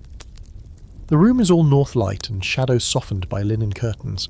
Canvases lean against the walls in various stages of undress, faces half-born, dresses hinted into being with quick sweeps of ochre and umber. A samovar hisses gently in the corner, offering tea you suspect no one ever actually drinks. In the far corner, a model stands on a low dais, her gown slipping just enough to suggest scandal without committing to it. She watches you with open curiosity. The artist gestures toward a chair draped in brocade. "We'll start with studies. Pencil first, then oils. I like to know how a face moves before I decide how to trap it." You settle into the chair, aware of Odessa sinking onto a divan like a queen temporarily between audiences. He begins to sketch, quick lines, then slower ones, eyes darting between you and the page. "Hold still," he says, "but not stiff. I'm painting the idea of you, not your bones." You think of the Lily Girl's gloves, of Verity's measured words, of the Bergamot man's half-smile, and wonder which idea will end up in his canvas. Your hand rests lightly on the arm of the chair, the pendant at your throat catching a thread of light. He notices. "Keep that," he says, pointing with the pencil. "It tells a story without giving it away." Between strokes, he asks about Paris. "Everyone does," you reply, as if the word alone is a ticket. "For some it is," Odessa says from her divan, inspecting her nails. "For others, it's the backdrop for an escape they never make." The artist glances at her, then back at you. "Would you go?" "That depends on who's painting the picture," you say. When he shifts to oils, the room changes. The scent of linseed blooms, and he begins mixing colours with the focus of a man trying to summon weather. He speaks less now, only instructing you to turn slightly, lift to your chin, let your eyes follow a thread of thought but not catch it. The brush's bristles make a sound like whispers on fabric. Odessa rises to look over his shoulder. "Too soft," she says, and he adjusts his strokes. "She's not made of fog. Give her edges that will hold in a storm." He obeys, deepening the shadows at your jaw, sharpening the line of your shoulder. The result is startling, a version of you that could walk into a room and own it without saying a word. You realise this is how others might see you, how you might need to be seen. Historical fact, by the mid-Victorian era, photographic cartes de visite had become popular calling card supplements, but painted portraits retained a certain illicit glamour in the demi-monde. They could be more flattering, more suggestive, and crucially easier to control. Photographs could be reproduced endlessly, but a painting's original was far easier to track or destroy. Quirky fact, some artists kept stock bodies, painted torsos and gowns onto which they would later add a patron's mistress's head, speeding the process and allowing multiple commissions to be finished at once. Scholarly debate. Art historians still debate whether these portraits elevated courtesans into lasting icons or simply commodified them further, freezing them into a marketable ideal while erasing their actual lives. By the time he lays down his brush, the afternoon has grown heavy with the smell of rain pressing against the roof. The canvas shows you in that midnight gown, the pendant at your throat, eyes set on something just outside the frame, as if the viewer has arrived late and missed the moment you were truly looking. Odessa leans in. "It's good. Dangerous good. Keep it wrapped unless you mean to send it somewhere." "Who would I send it to?" you ask. She shrugs. "Who do you want to think of you when they open a drawer they shouldn't?" The model in the corner finally speaks. "Be careful. A picture is a promise you can't take back." The rain begins, soft at first, then hard enough to drum the window panes. You gather your gloves and accept the oil sketch the artist insists you keep. A small version of the larger portrait, easy to hide. Odessa tips him with coins and a look that promises she'll be back, then sweeps you into the street where the air smells of wet stone and possibility. Under the shared umbrella, Odessa says, "That painting could be worth more than a season's rent, depending on who wants it. Or it could end you. The difference is in when you choose to let it be seen." Back in your room, you prop the sketch against the wall and study it. The woman in the picture knows something you haven't yet decided to admit. You cover it with a scarf, but even hidden, it seems to watch you. The city looks different when it dresses for midnight, like a respectable aunt after she takes off her corset and tells a joke you're not supposed to repeat. You stand at your window and watch the fog try on shapes until a carriage peels itself from the dark and settles at the curb without a sound. Nell wakes at the first creak of wheel on wet stone and appears in your doorway already laced, already buttoned, already a question mark smoothed into a line. "Card?" she asks. You nod, and she brings you the smallest envelope, blank except for a pressed crescent where the wax seal had been. Inside, a single word. Come. You've been ready for an hour, of course, pretending to read a novel you didn't turn the pages of, the midnight gown laid out like a decision. You choose gloves so thin they feel like a secret, slip the thimble into the pocket where it now lives, and cover your hair with a bonnet that says you intend to be anonymous and succeed only if no one looks too closely. Before you leave, you touch the oil sketch propped behind a scarf. The woman on the canvas looks like she's about to leave the frame. You promise to catch up. Outside, the night is cold enough to make your breath countable. The driver is not your driver, not any driver you recognise, and his hat brim is pulled down in a way that advertises discretion. Nell hovers. "If you're not back by 3, she says, "I knock up Mrs. Whitcomb, then Mrs. March. Then the police only have paid to wait." Her plan is a ladder with missing rungs that only she can see. You squeeze her hand. Noted. The carriage door opens to a darkness soft as fur. Inside, a corner lamp glows low, turning the velvet into midnight soup. No one else waits, which is both relief and provocation. You settle into the seat, feel the carriage lean under the driver's weight, and then the city begins to scroll past, a lantern show on wet cobbles. This isn't the route to King Street. It isn't the route to anywhere you know. You count turns, left, then left again, then a stretch where the road thins and the houses take a breath.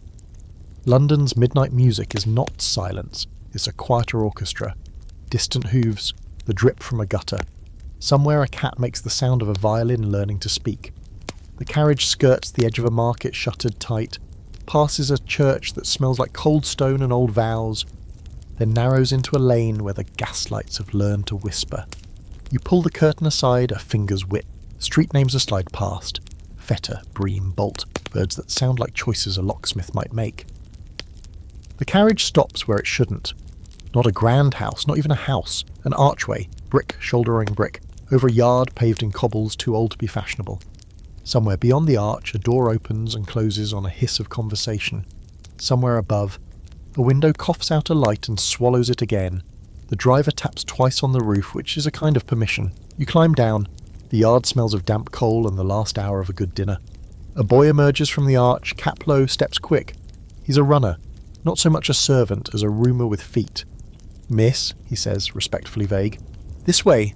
He leads you to a door where paint peels in the shape of a map that's changed its mind. He knocks in a rhythm that's nearly music. The door opens a third of the way, and then all at once. Inside, narrow corridor, carpet that hushes when you test it. Walls hung with art that looks like it could be mistaken for a landscape until you stare too long, and notice the shapes are suggestive in the way clouds can be if you lie on your back long enough. A woman with hair pinned like an argument takes your cloak and gives you a look that measures you for trouble. "Upstairs," she says, second left. Then a room pretending to be a study. If you find a billiards table, you've gone too far. You climb. The stair returns you to yourself with every step. Breath, heartbeat, decision, repeat. At the landing, a door is ajar on purpose, letting lamplight spill onto a runner that knows where it's going. You follow it into a room that is everything and nothing. Books on shelves that probably lock, a globe that would rather be a bar, an assortment of chairs designed for conversation that won't be written down. He is there. He does not rise, which is a way of saying welcome without tripping it. He looks different in this room, less like a host and more like a man who has borrowed time. The bergamot shows up like a familiar at the edge of a candle. "Clara," he says, and his name floats between you like a coin you may or may not catch. "You sent a driver without a name," you say, removing your gloves finger by finger. "I sent a driver who would not remember yours," he replies, and gestures toward a chair. The lamp on the desk is shaded, the light gold and cautious. You sit where he can see your profile and you can see the door. No champagne here. Tea, shockingly, in a pot napping under a woolen cosy like a small elderly relative. He pours and the steam writes temporary messages in the air. You wondered where I go when I leave rooms early, Etienne, he says, not a question. I thought I would answer by invitation. You sip. The tea is black enough to be taken seriously, unadorned. This is not your house, you say. No, he agrees. It is a place I rent by the hour, a room that belongs to no one and records nothing, useful for the work that lives between conversations. You let that settle. And what work is that tonight? Listening, he says, with a half smile that recognises your game and doesn't mind it. Your kind and mine together. There are things happening at the edges of Parliament that will sound like the weather report by week's end. I prefer to notice the wind before the rain gets named. He tells you a story without dates. A bill that might die if a certain man stumbles at a certain dinner. A railway that needs a whisper louder than a shout. A portfolio that looks benign until someone explains its habits. He does not ask you to do anything except hear it. He is testing whether you can hold a confidence without turning it into currency. You can. You hold it the way one holds mercury in a dish, very still, admiring its slippery loyalty to itself. There is movement beyond the door, footsteps that know better than to hurry, laughter that pretends to belong downstairs. He waits for it to pass. You will hear versions, he says. In other rooms. I would like you to bring me not the gossip, but the temperature. Are men amused? Anxious? Bored? The bored are dangerous. They spend mischief like small change. This is the late-night rendezvous reduced to its pin, not a confession of heart but a request for weather reports from the human barometer you have become. You consider. What comes in return? A carriage when you need one, he says, which is not the answer, and somehow the exact answer. Then, after a breath. And Paris, if you choose it, with terms you set in ink, not air.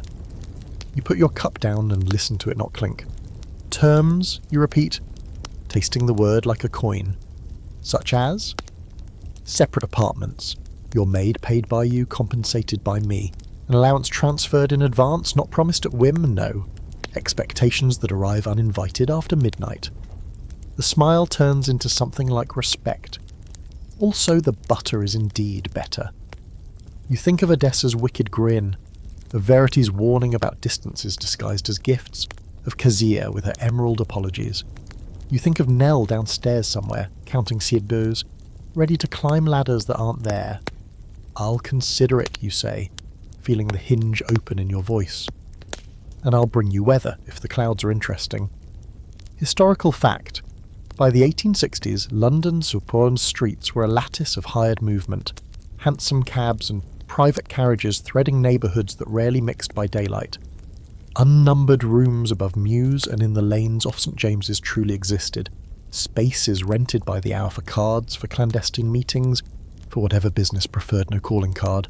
Many never appeared on published maps because there was no reason for the public to go, and a few because certain publishers accepted quiet money not to note them.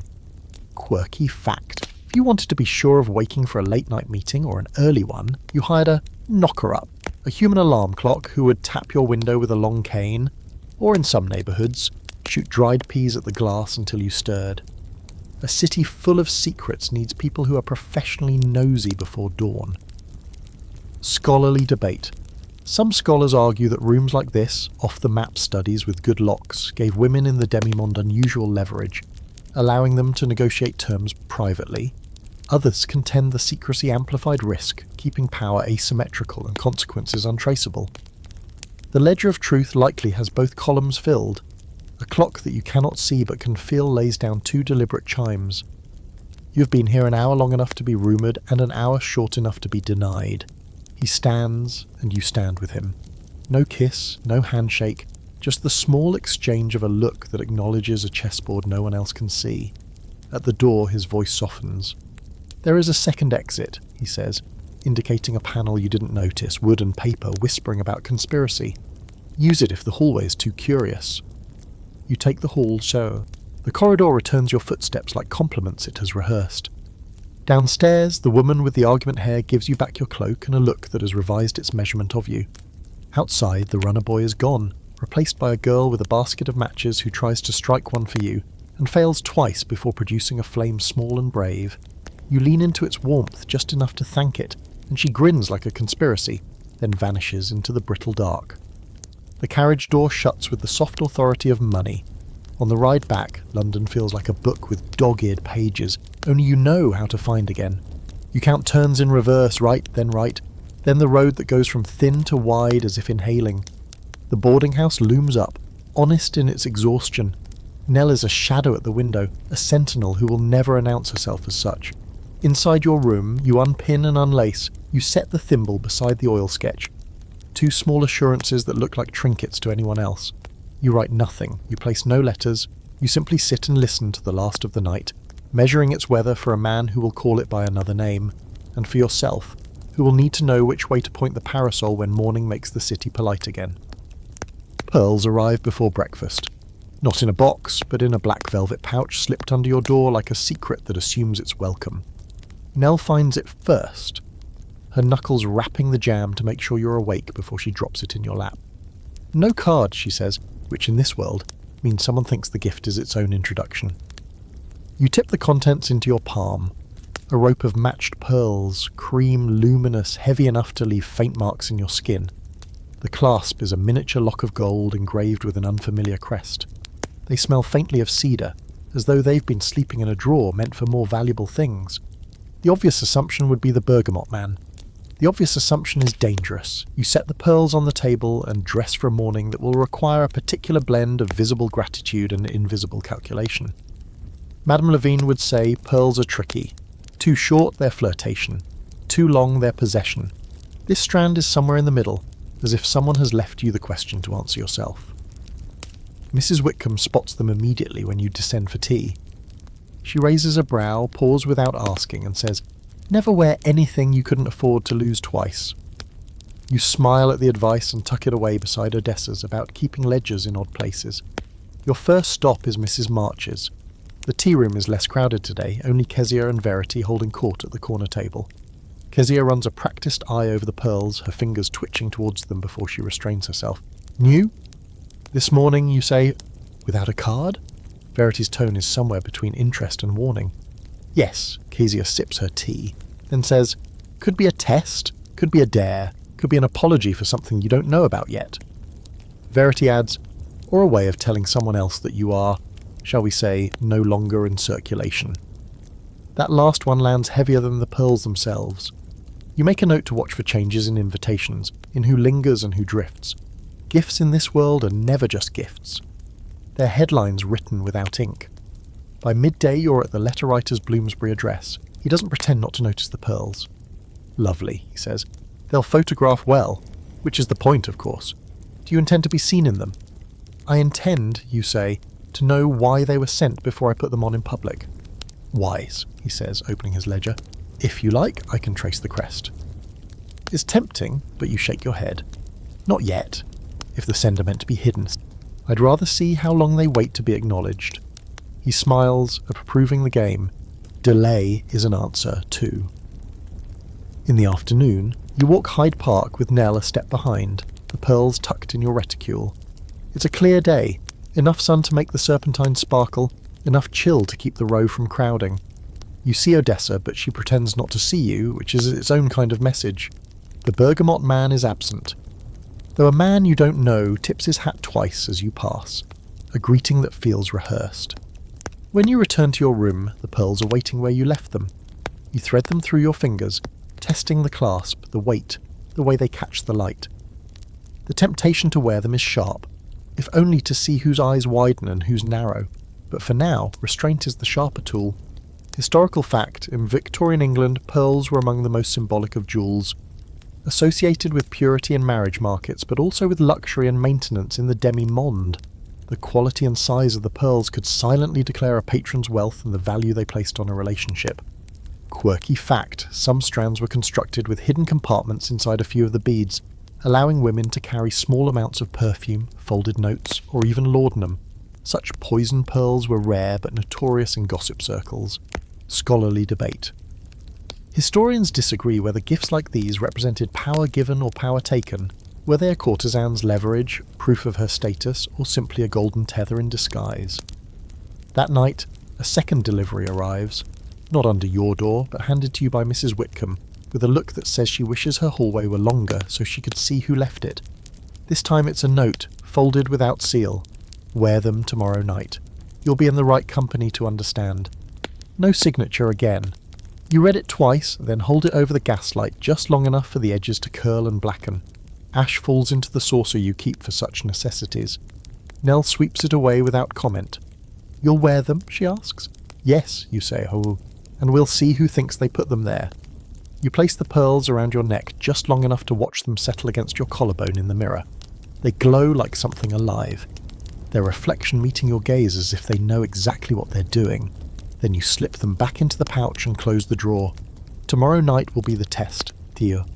The pearls will answer the question of their sender, not with words, but with the way the room shifts when you enter wearing them. In this life you learn to let objects speak, and you learn to listen for the conversations only they can start. The night of the masquerade arrives with the kind of frost that etches the edges of windows like lace. London seems dressed for the occasion.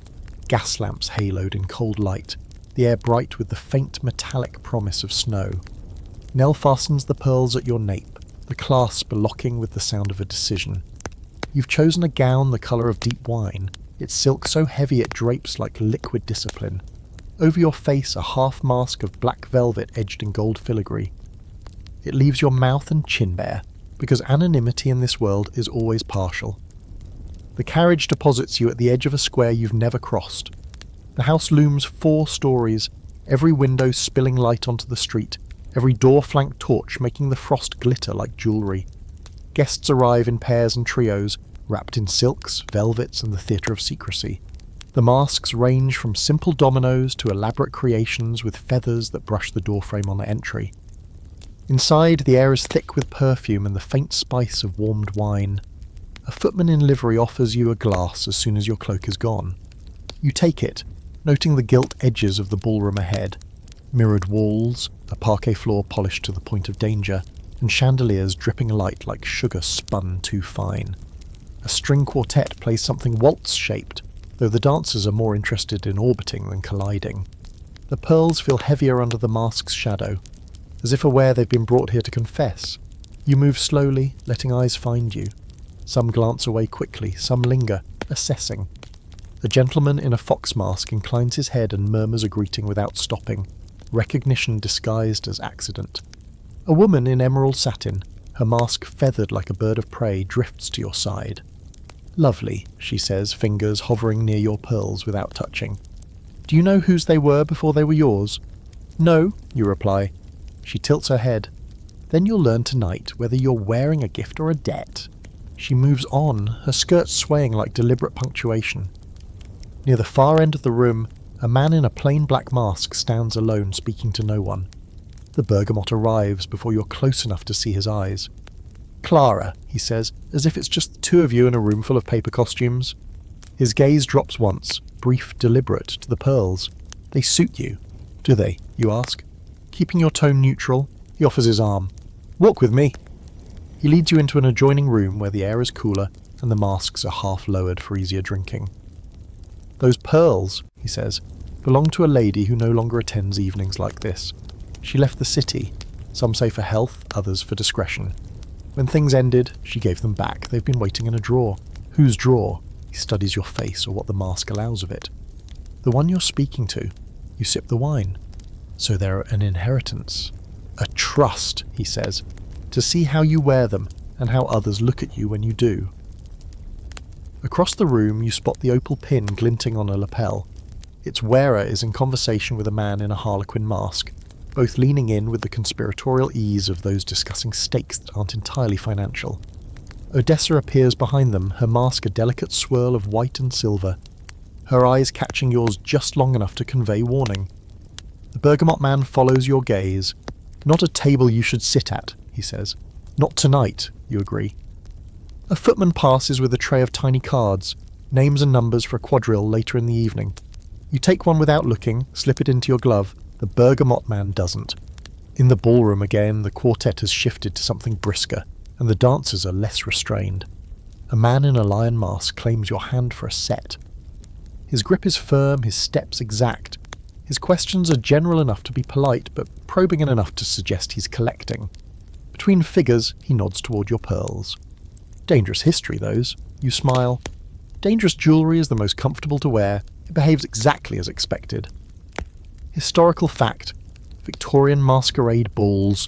though fashionable in certain circles, were viewed with suspicion by moralists. Masks offered plausible deniability for liaisons and negotiations that daylight would forbid. Quirky fact, some masks were designed with tiny scent compartments, allowing the wearer to exhale a chosen fragrance with each breath. An intimate calling card for anyone close enough to notice. Scholarly debate. While some historians view masquerades as temporary spaces of liberation for women in the demi-monde, others argue they were simply heightened markets for the same transactions, the mask serving as an exotic price tag rather than a disguise. Later, in a smaller room off the main hall, you find Verity seated with two men, neither masked, which in this context is a greater statement than hiding. She greets you warmly, her eyes flicking to the pearls. "So they've found a new home," she says. "Wear them as long as you wish, but remember, Joan, the moment you take them off, someone will decide the story's over." You ask lightly, whose story? Whichever one they think they're in with you. When the evening begins to thin, guests unmasking, laughter loosening into tiredness, you leave with the pearls still at your throat, the clasp warm from your skin. Outside, the frost has deepened, the air so cold it almost sings. Nell waits in the carriage, blankets ready, her eyes going straight to the necklace. "Well," she asks. "They've been in a drawer," you say, waiting to see if I'm the sort to leave them there. And tonight, at least, you are not. Morning drips into the room like cool tea, still warm enough to drink, not worth a second cup. Nell unlatches the window to let the city in. Bread carts creak, a knife grinder sings a two-note warning down the lane, and someone is already practicing their piano 3 doors over, grimly murdering scales. You mean to spend the day pretending not to wait for anything, but the door taps twice. A flower cone sits on the mat. Violets again, wrapped in cheap paper, scissored into scallops. A street seller's flourish. No card, but there's a pinprick in one petal, a single dot of sealing wax hardened like a tear. Code. You slice the paper with your thumbnail and tip the flowers into a dish, hunting for the note that isn't there. Nell fishes the cone itself from the bin, holds the paper to the light. The watermark, faint as a ghost, shows a crown with a narrow cross. Not a stationer you use, not one you want to. From who, she asks. Someone who prefers to be overheard by paper, you say, and check the clock. If violets mean come at once, you go where violets point. The scissor scallops are a clue. Mrs. March's runner likes his edges fancy. You dress for daylight discretion. A merino walking dress, plum shawl, bonnet trimmed in heliotrope to tip a nod at Odessa. The pearls stay in their pouch. You've learned to ration your headlines. The meeting place surprises you. The photographers, the same Bloomsbury Lane, the bell's reluctant ring, the only thing that hasn't changed. Inside, the light is ground glass and weather, soft enough to make anyone kinder than they are. Odessa stands by the backdrops, ruined columns in one corner, a woodland scene in the other, speaking low to a woman with a veil pinned down so fiercely it looks like a decision. When she turns, you recognise her, the emerald satin bird of prey from the masquerade. Minus feathers, minus mirth. "Clara," Odessa says, voice a bridge. "This is Marguerite. She has something you need to hear before it arrives in another voice." A glance, a nod toward the darkroom door. Privacy. You step into the little antechamber where the air smells of hypo and ambition. The door muffles the street to a smear. Marguerite doesn't remove her veil, but you can see the shape of her mouth set into a line that used to be softer. "I'm not one for warnings," she says. They either come too late or sound like envy, but this is neither. She breathes a small sawtooth breath. "Avoid Sir Peregrine Vale." The name is new. Names have weight when they land without introduction. "I don't know him," you say evenly. "You will," she says. "He's decorative, with a talent for philanthropy and the habit of arriving with checks folded like origami birds. He tells stories about saving women from their mistakes. He tells better ones about saving men from their boredom, a bitter little laugh. He collects gratefulness the way other men collect butterflies, pinned, labelled, arranged by colour, Odessa adds, carefully. He funds homes for fallen women. He sits on the board of an asylum. He knows 2 doctors who sign anything for a retainer and a weekend in Brighton. If a woman whispers too loudly or refuses his help theatrically enough to make him feel small in public, she gets rest. The room tilts. A fraction. You make your voice unhurried. You're certain. Marguerite slides a gloved finger beneath her veil to touch a faint line at her temple. I am certain of laudanum I didn't order and a carriage I didn't summon. I am certain of waking in a room with windows that opened onto a brick wall and a nurse who addressed me as if I were a child who had been given too much sugar. I am certain that Odessa and Mrs. March and a footman with a conscience bribed the wrong person for the right key. She lets the veil fall back. I am certain of how quickly the city forgets a woman who has been called unwell. Your hands stay still because you train them to. Your Madame Lavigne's thimble sits in your pocket like a coin you can't spend. Why tell me? Because he likes pearls, she says simply. And he likes to put them on women as if he invented their throats. Her gaze flicks to your collarbone as if she can see last night's clasp mark through merino and habit. He saw you at the masquerade. He asked a name. I gave him none. I appreciate the silence, you say. Don't appreciate it, she replies. Use it. You leave the dark room to the scrape of a tripod and the soft cough of a shutter. Odessa links your arm loosely, a chain made to slip if needed.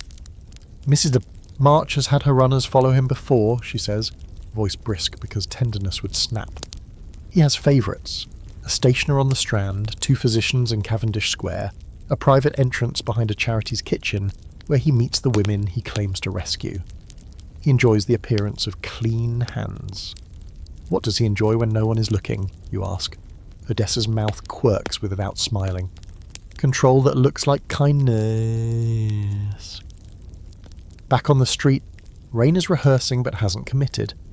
Nell tilts the parasol and listens as you recount the shape of the warning, not the details. She breaks her usual economy. Men like that don't argue. They tidy. They put things in boxes with labels, even if the box is a bed or an address or a name. Her eyes flick to the passers-by, filing hats and footsteps into categories you'll read later. He'll send something. He does, by the time you reach the boarding house. A calling card waits on the hall table under Mrs. Whitcomb's watchful teaspoon. Cream, the letters Peregrine Vale engraved with a flourish that hopes to be forgiven. He has written nothing on it. The card itself is the message. Nell turns it over. The edge bears a faint bruise of violet dye. You place it beside the pouch of pearls and let them glare at each other across the varnish. You don't answer. You go out instead. Hyde Park is all puddles and pewter sky. The Serpentine practising understatement. You take a chair, you rent the view, you let people pass. Because you're not hiding, they must be subtle. He arrives as rumour before he becomes person. A respectful distance, a horse with knees like manners, a hat lifted just enough to count. His coat is impeccable. His smile has been to finishing school. When he dismounts, he doesn't stride as much as glide, which is impressive in mud. Miss Valmont, he asks. The question performing a courtesy it doesn't need. Sir Peregrine, you say, as if the name had been delivered to you by the park-keeper's whistle. You do not stand, you let him approach the chair you have paid for. He admires the water, the swans, the way the light ignores his presence. I had hoped, he says lightly, for an introduction, but London is generous with chance. London is generous when there's an audience, you correct softly. His eyes flicker, then warm. You are frank. I like frankness. It saves time. He gestures, and a boy appears with a paper cone of sugared almonds you didn't ask for. He hands it to you as if bestowing a medal. The sugar dusts your glove like frost. You do not eat one. He doesn't mention pearls. He mentions good works and unstable circumstances and ladies with talent who require stability. He mentions Paris as if it's a cardigan he can drape across your shoulders. He says arrangement the way a florist says bouquet. When you do not fill his pauses, he decorates them himself. You apply Irina's rule, let men talk until they reveal what they think is safe, and Odessa's, notice the thing they didn't mean to say. He doesn't ask who pays your maid. He doesn't ask whether you prefer separate rooms. He says we too soon. When he finally admires your composure, he does so as if it were his idea. Nell rustles the parasol and shifts, one step closer, but Sir Peregrine never quite looks at her face, only at the shape of her roll. May I call on you? He asks. I rarely accept calls without mutual acquaintance, you say, and let your gaze drift across the path to where Odessa pretends to be very interested in a dog that does not belong to her. She does not meet your eyes, which is how she says, you're on your own, but we are watching. Sir Peregrine bows, a fraction too deep. I shall find one, he says, and you picture him selecting an acquaintance from a cabinet of favours, tiny drawers labelled with names and debts. He leaves without touching his hat again, because he expects to see you soon. Historical fact: under the Lunacy Acts, notably 1845, English asylums proliferated with procedures that required 2 medical certificates and a relative or authority's request to detain individuals, ostensibly a reform from earlier abuses. Yet scandalous cases throughout the 19th century show how easily wealthy men could misuse the system to dispose of troublesome women. Courts sometimes intervened, often too late. Quirky fact: some Victorian women carried muff pistols, tiny single-shot firearms concealed within hand muffs. More pop than power, but enough to startle a grabber into good behaviour. Others favoured long hat pins, which later decades would mythologise as both fashion and weapon. Scholarly debate. Historians split on whether philanthropic institutions for fallen women offered genuine refuge or operated primarily as instruments of moral discipline and social control, their ledgers tallying obedience as redemption and independence as relapse. The truth shifts with each house's matron and each donor's appetite for virtue.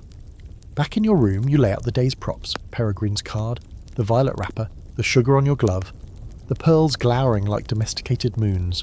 Nell produces a small bundle from her apron, a hatpin longer than propriety and sharper than temper, its head fashioned like a jet teardrop. "For your bonnet," she says, as if she means the weather, "and for any hands that mistake you for a drawer to be opened." You smile, the kind that shows no teeth. Thank you. You write nothing. Not to Peregrine, not to the bergamot man, not even to the letter writer who could make your hesitation look eloquent. You do, however, send a child with a posy to Mrs. March, White Rose and Fern. I'm fine but watching. Do not come. When you're alone again, you fasten the pearls just for a moment to feel their weight, and remember that not every circle is a collar. You remove them. You sleep with the hatpin under the pillow and the thimble on the table, cheap talismans in a city that sells expensive ones.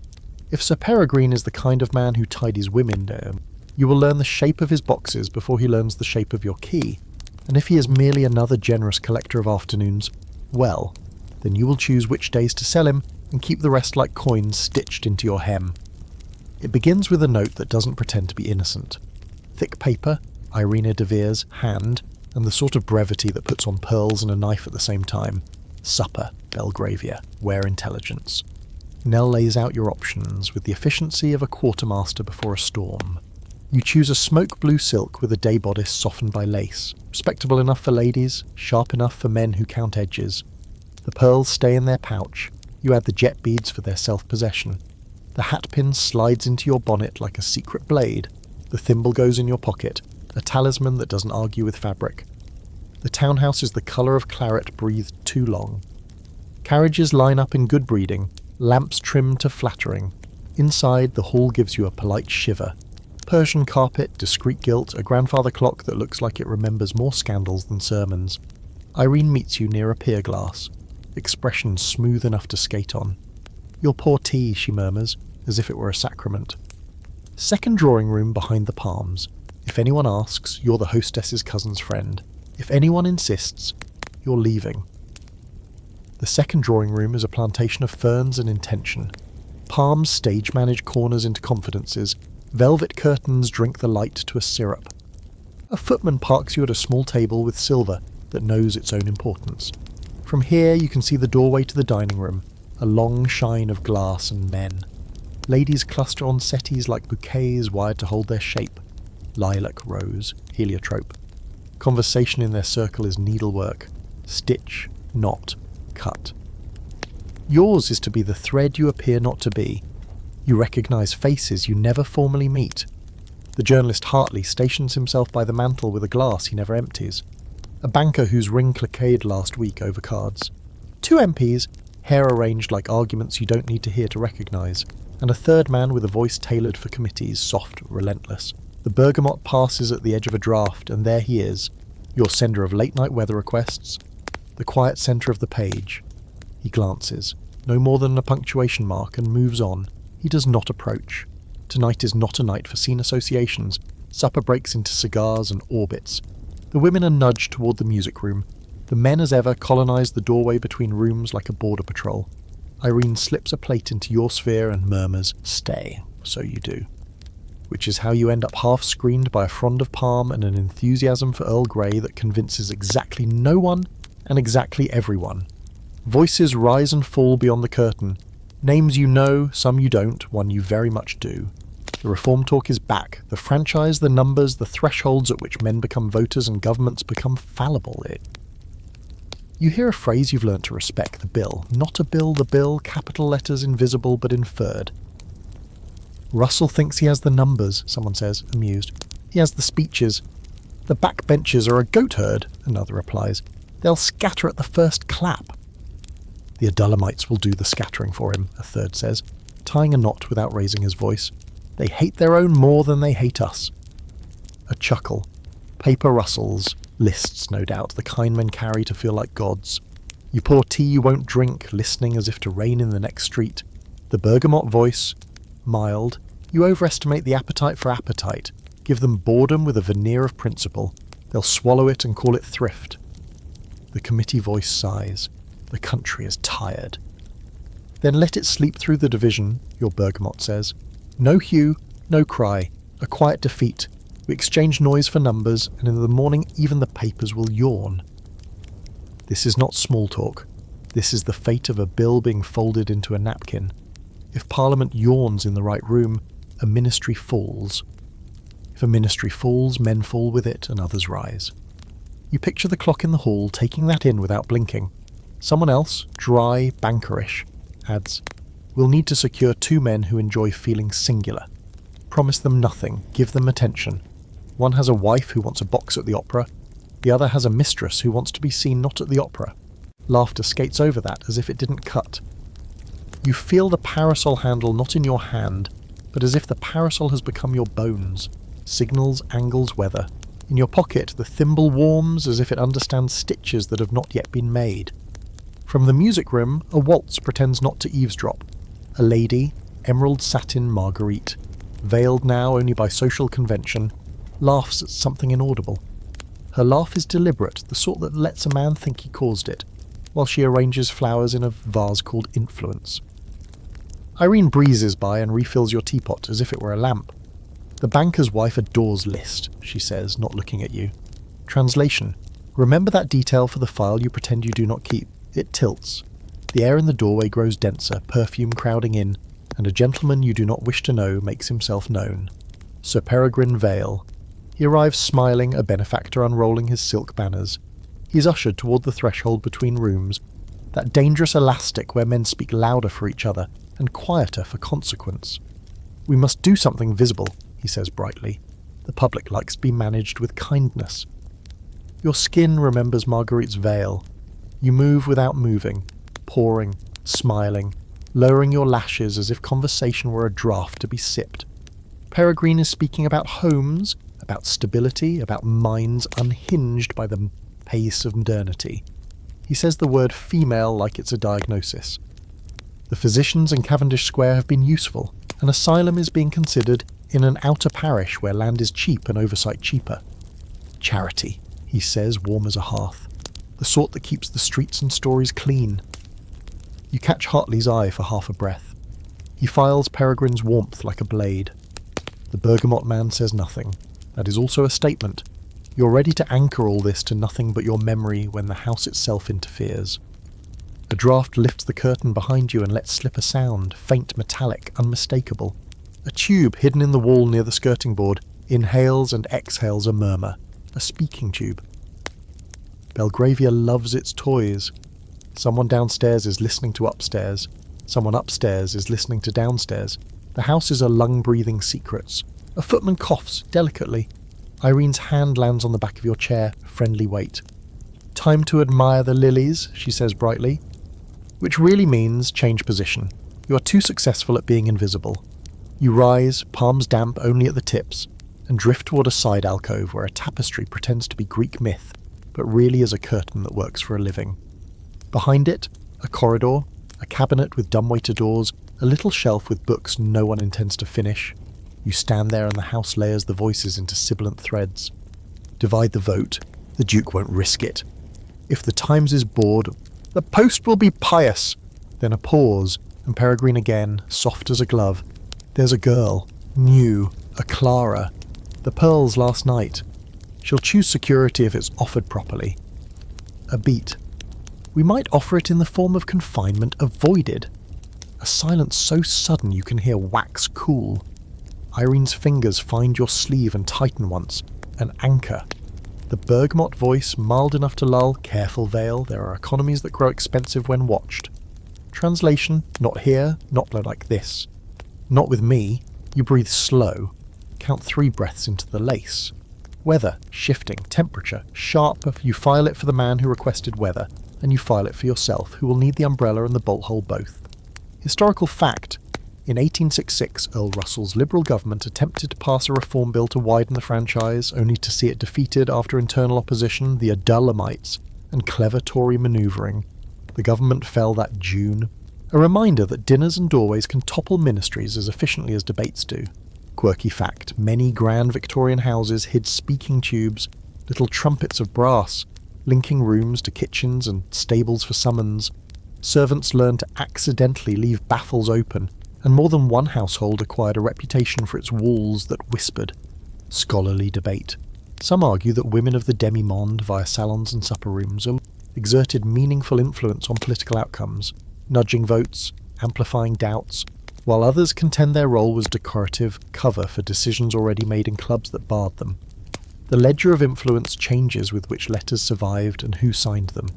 You return to the tea table at the precise moment a lady in mauve requires sugar, which is to say you re-enter the painting at the seam you left. Irene's smile has become glossier, which is how you know her nerves are very good or very bad. The bergamot man drifts toward a window, looking out as if weather were his only appointment. Hartley is gone, as journalists are when the page arrives in their heads.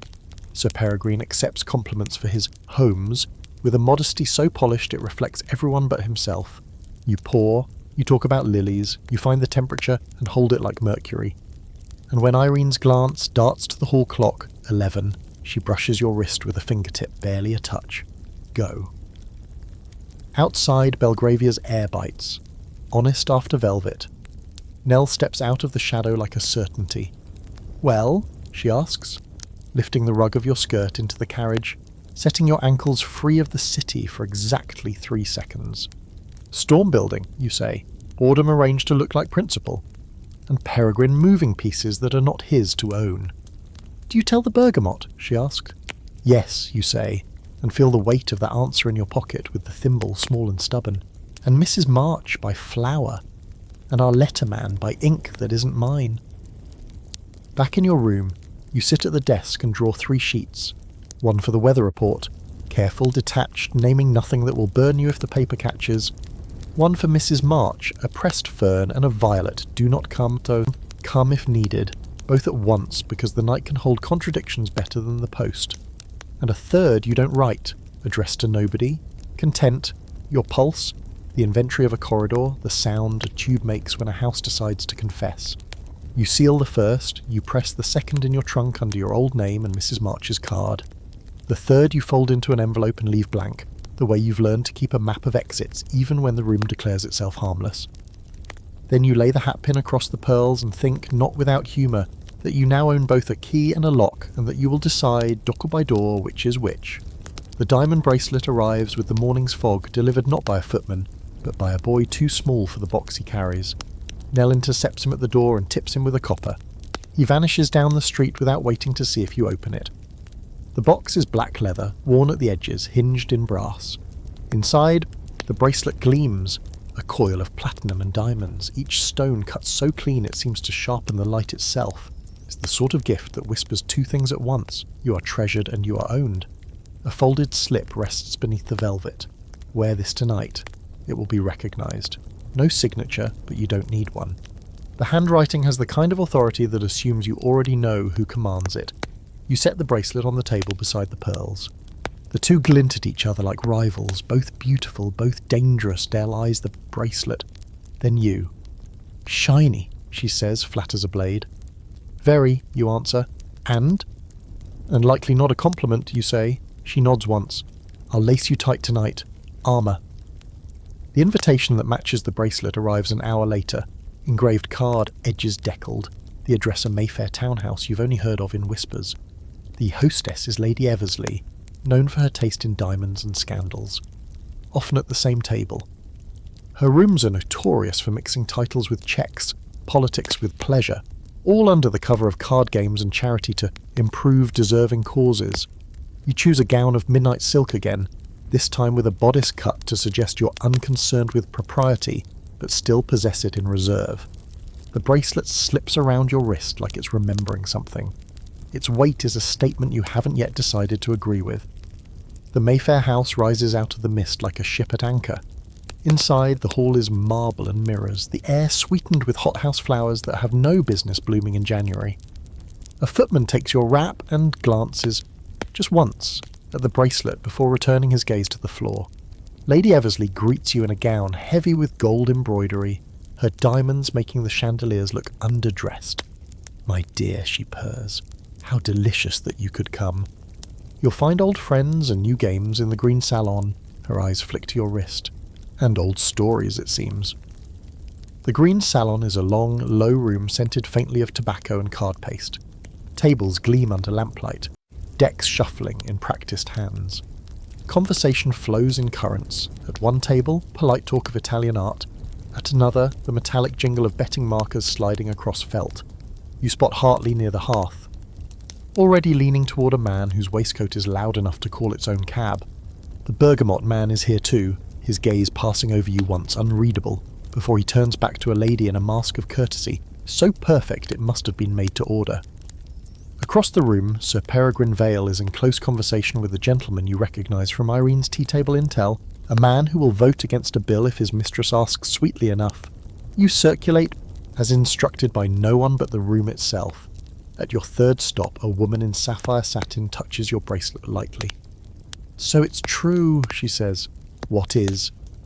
"That it's been passed again, like a title without an heir." She smiles without warmth. "I wore it once, long ago.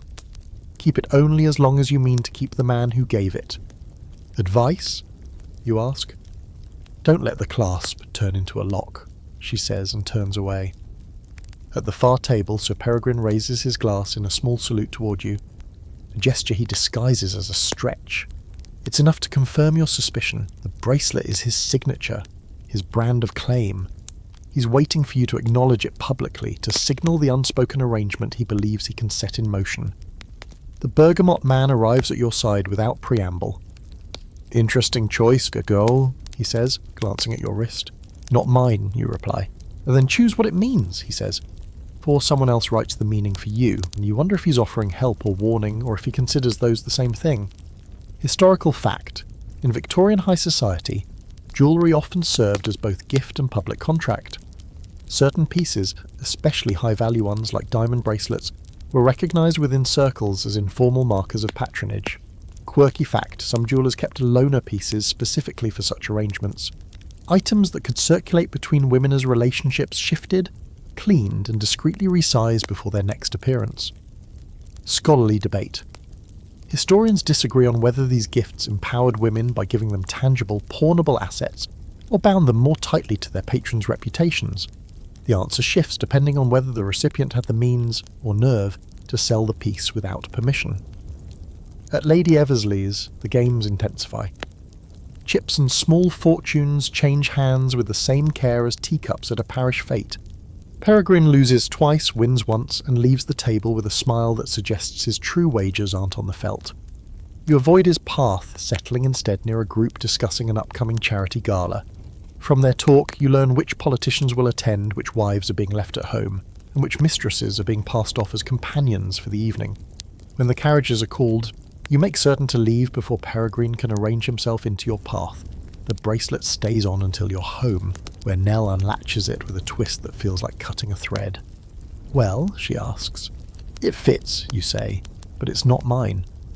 You place it in its box, shut the lid, and slide it into the bottom of your wardrobe. Out of sight, but not gone. Like a word you haven't decided whether to say aloud. The theatre smells of gaslight and anticipation.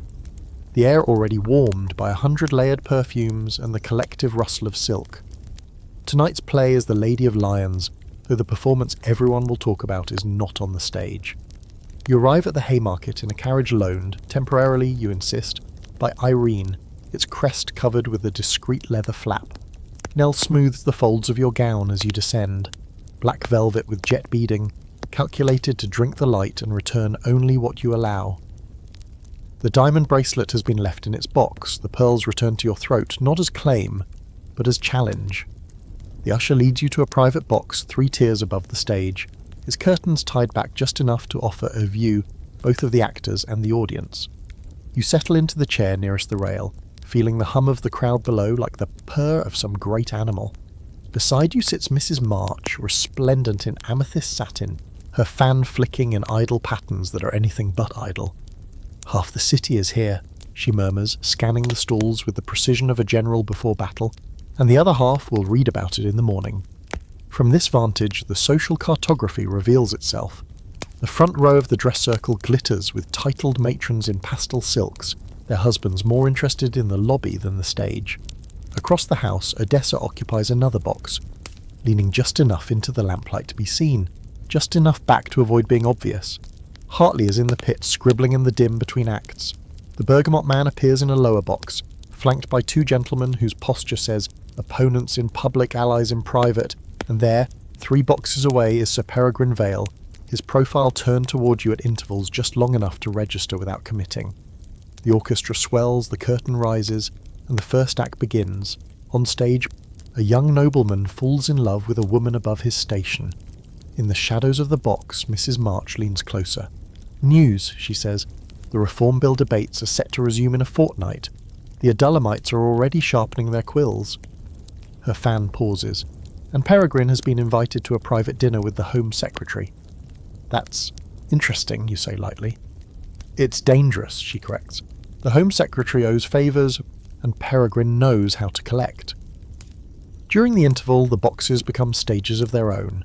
Visitors drift from one to another under the guise of polite calls. A young actor, barely out of boyhood, bows at your rail and offers a compliment to the most elegant lady in the house. Mrs. March accepts it on your behalf, dispatching him with a promise to attend his benefit night. Odessa sends a page with a folded programme. Inside is a single line in her slanted hand. "He's watching the pearls." You glance toward Peregrine's box. His gaze meets yours for half a beat before moving on, but the point has been made. He's cataloguing you the way one notes an acquisition before the auction. The bergamot man, by contrast, does not look your way at all, which is its own kind of message.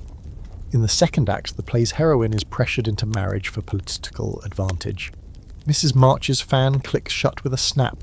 "Art imitates life," she murmurs, and sometimes takes notes. Between the second and third acts, you excuse yourself to the lobby. The corridor outside the boxes is crowded with the scent of cigars and conversation pitched just low enough to be private. You hear Peregrine before you see him, his voice warm, his laughter deliberate. He's speaking to a pair of MPs about the virtues of managing public perception, words that could apply to theatre, politics, or the demi-monde without alteration. As you pass, he inclines his head. "Miss Valmont," he says, "the pearls suit you, as I suspected they would." "And as I chose they would," you reply. His smile tightens just enough to be satisfying. Back in your box, Mrs. March raises a brow. "He spoke to you." "Briefly," you say. "Brief is sometimes the most dangerous," she observes. Historical fact, by the mid-Victorian period the theatre was both a cultural institution and a social marketplace. Private boxes were rented for entire seasons, serving as public statements of wealth and influence. Quirky fact, some boxes were fitted with small mirrors angled toward the audience, allowing occupants to observe others without being seen to stare. Perfect for both gossip and strategy. Scholarly debate.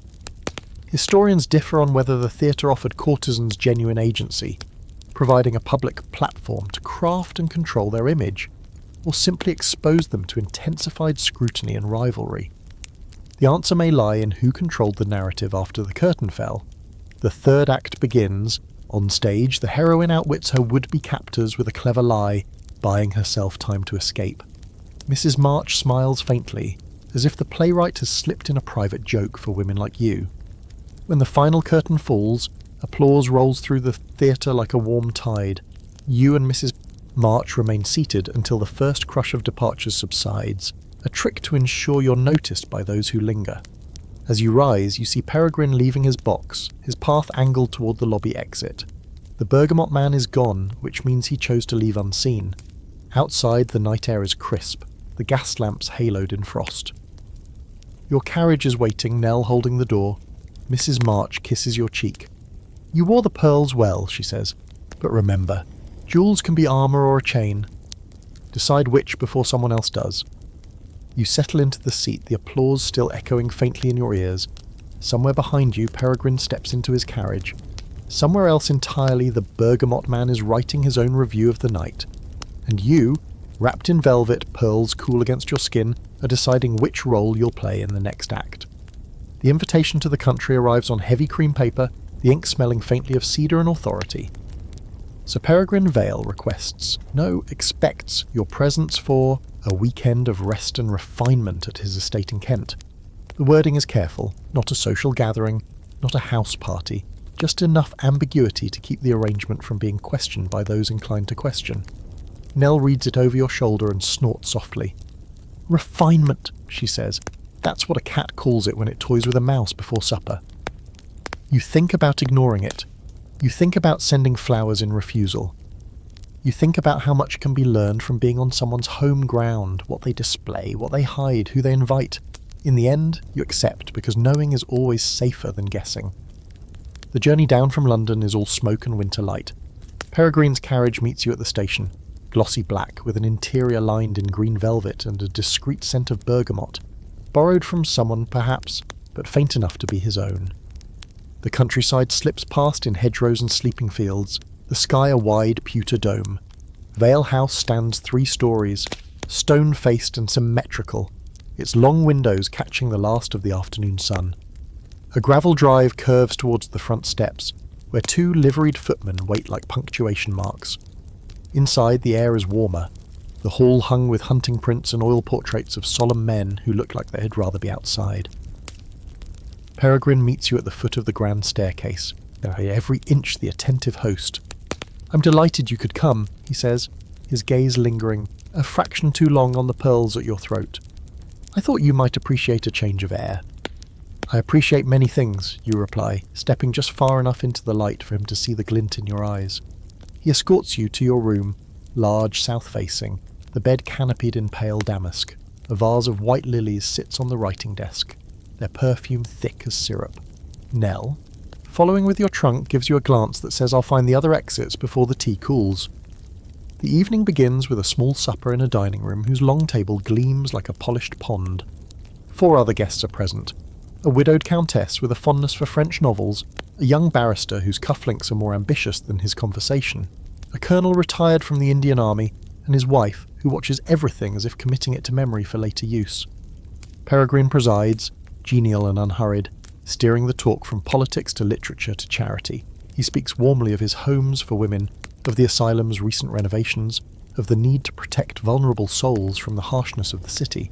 The countess nods, the barrister murmurs assent, the colonel's wife sips her wine without comment. You note the way Peregrine's eyes rest on you when he says protection, the way his hand brushes the decanter toward your glass as if offering something more than claret. After supper, the party moves to the drawing room. A fire crackles in the grate, and a small table is set for cards. Peregrine suggests a few rounds of écarté. You play well enough to keep him interested, poorly enough to avoid making him wary. Between hands, the barrister tells a story about a case gone wrong. The countess laughs too loudly at a joke she may not have understood. Later, when the others have gone up to bed, Peregrine pours you a final glass of wine and invites you to sit nearer the fire. "I imagine you've heard things about me," he says, his tone that of a man amused by his own notoriety. "I've heard many things about many people," you reply. "And what will you choose to believe?" "That," you say, setting down your glass, "just depends on what I see for myself." His smile deepens. "Then I hope the weekend will be illuminating." Historical fact. By the mid-19th century, the country estate weekend had become a fixture of upper-class social life in Britain, used as much for private business and political networking as for leisure. Quirky fact, some estates employed decoy rooms, bedchambers furnished but never used, designed solely to suggest the presence of important guests or to accommodate secret meetings away from the main corridors. Scholarly debate. While some historians view such gatherings as opportunities for women to wield subtle influence, others argue they were stages on which male hosts consolidated power, using hospitality as both lure and leash.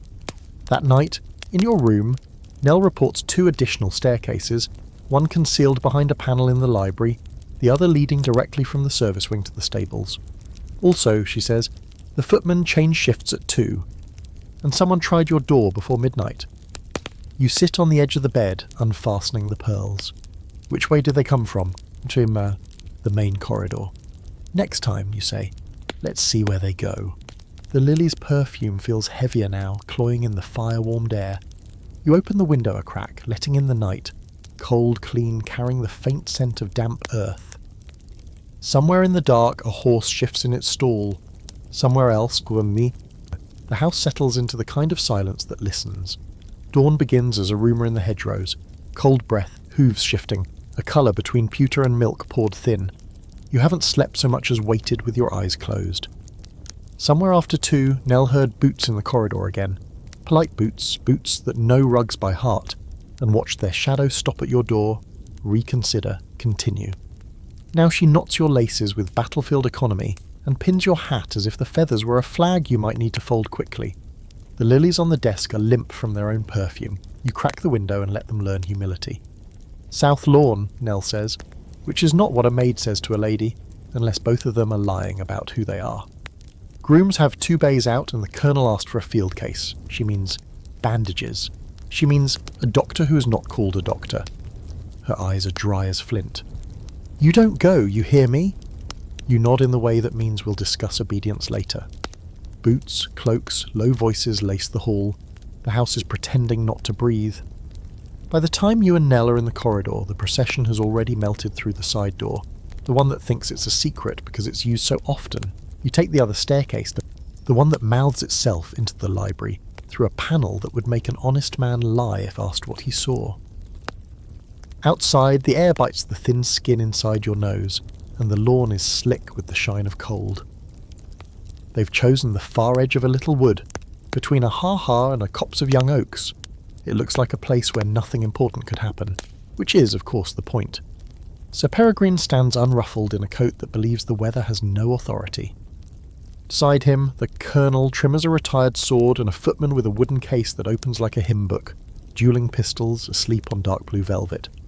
Opposite, the young barrister from supper, face stiff with more courage than sense, his borrowed greatcoat too big, a friend at his elbow who keeps saying, "Are you sure?" as if the third time will produce an answer with fewer consequences. You take the shelter of a you and the kind of silence that makes you useful.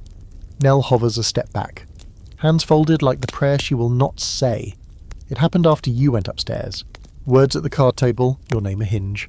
The barrister, doused in wine and the idea of gallantry, called Peregrine a purchaser of souls. Peregrine, smiling, called him a barnacle on better men's boats. Someone used the word coward with the sticky sweetness of jam. A challenge was issued with a nod that thought it was immortal. Irene would have snatched the whole scene by the ear and sent it to bed. Irene is not here. Country hospitality has a way of handing men their worst ideas wrapped in linen. The colonel, as second, produces a paper with rules already written. 10 paces, pistols, 1 exchange. The barrister's second reads them as if pronouncing marriage bans. Peregrine examines a pistol as if selecting a pen. The doctor, called a Majones for discretion that fools no one, warms his hands without seeming to, eyes on the ground where blood would prefer not to go. You feel your heartbeat relocate to your mouth. Nell, sensing the tilt, slips the thimble into your palm. It's ridiculous. A tiny metal cap against powder and pride, and yet it steadies you the way a little weight sheets when paper thinks it can brave the wind alone. They mark the distance with a watch chain and a soldier's sense of symmetry. Peregrine's posture is tidy, unhurried.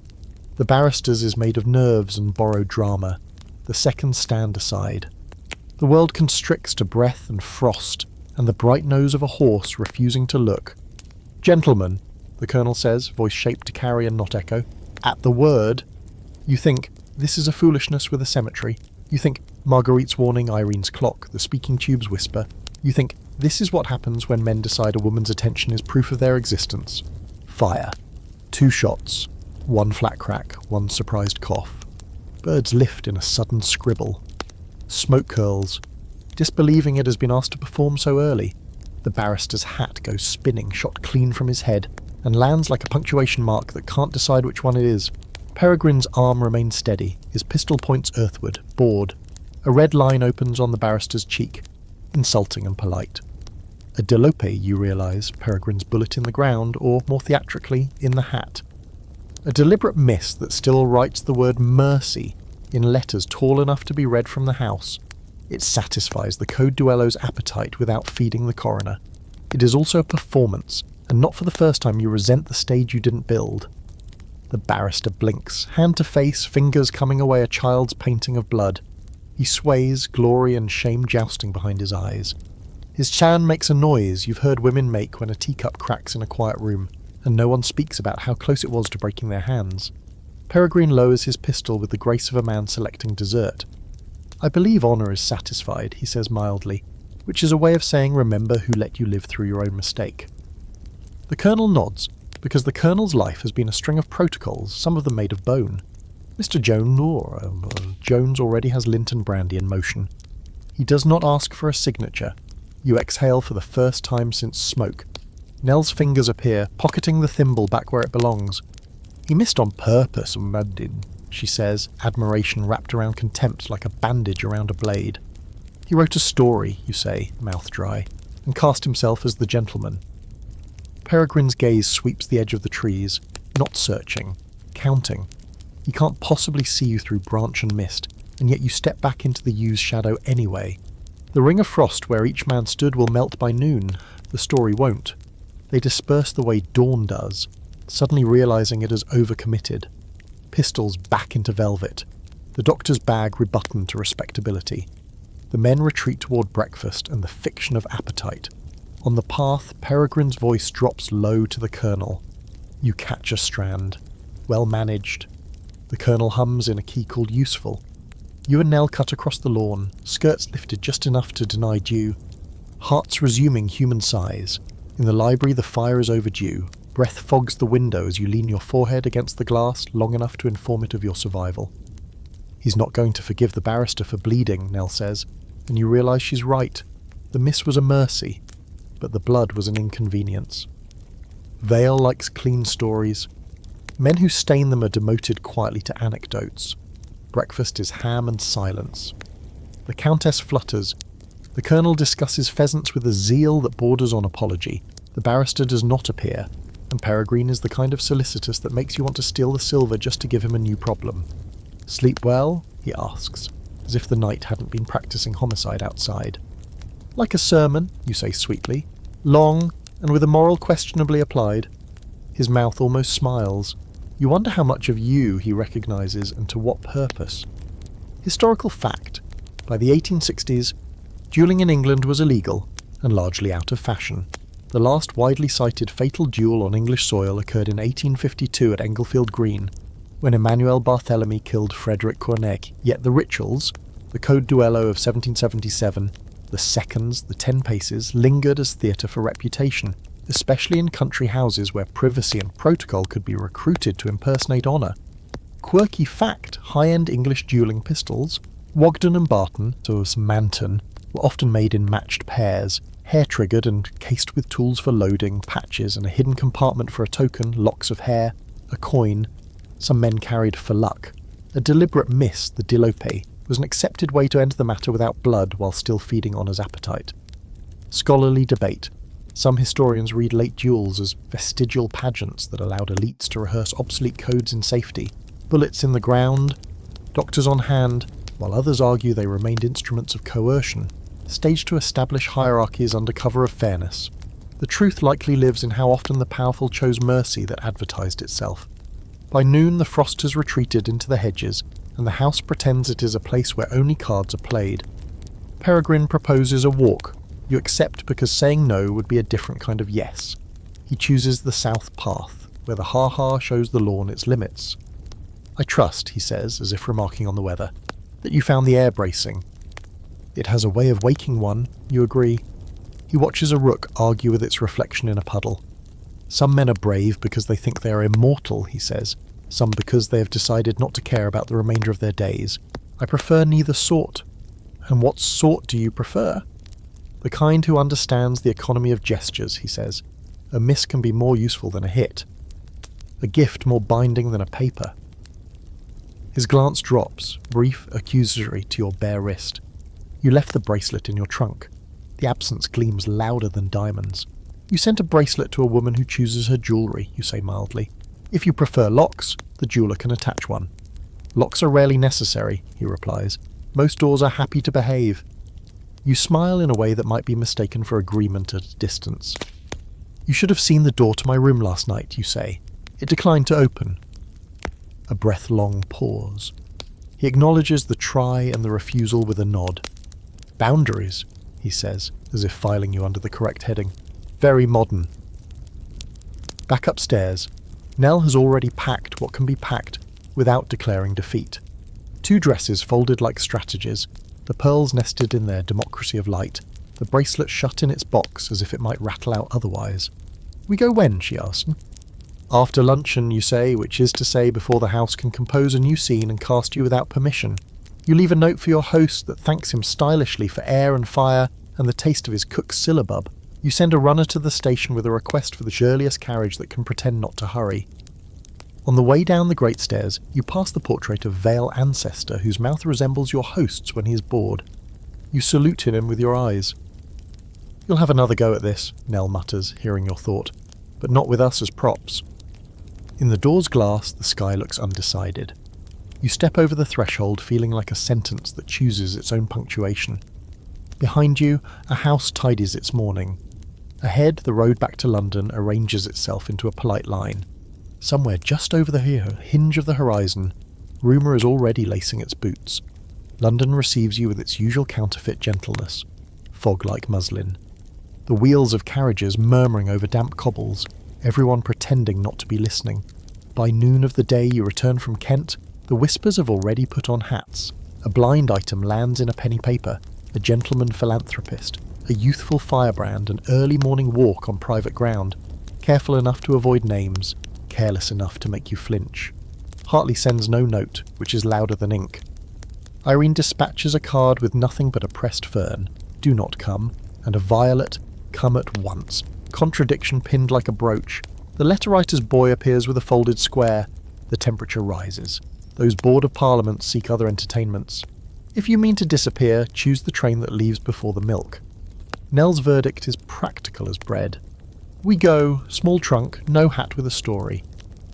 Mrs. Whitcomb, who has become attached to your continued existence in the way landladies do when the rent is punctual and the conversation isn't, produces a travelling cloak that erases silhouette and status.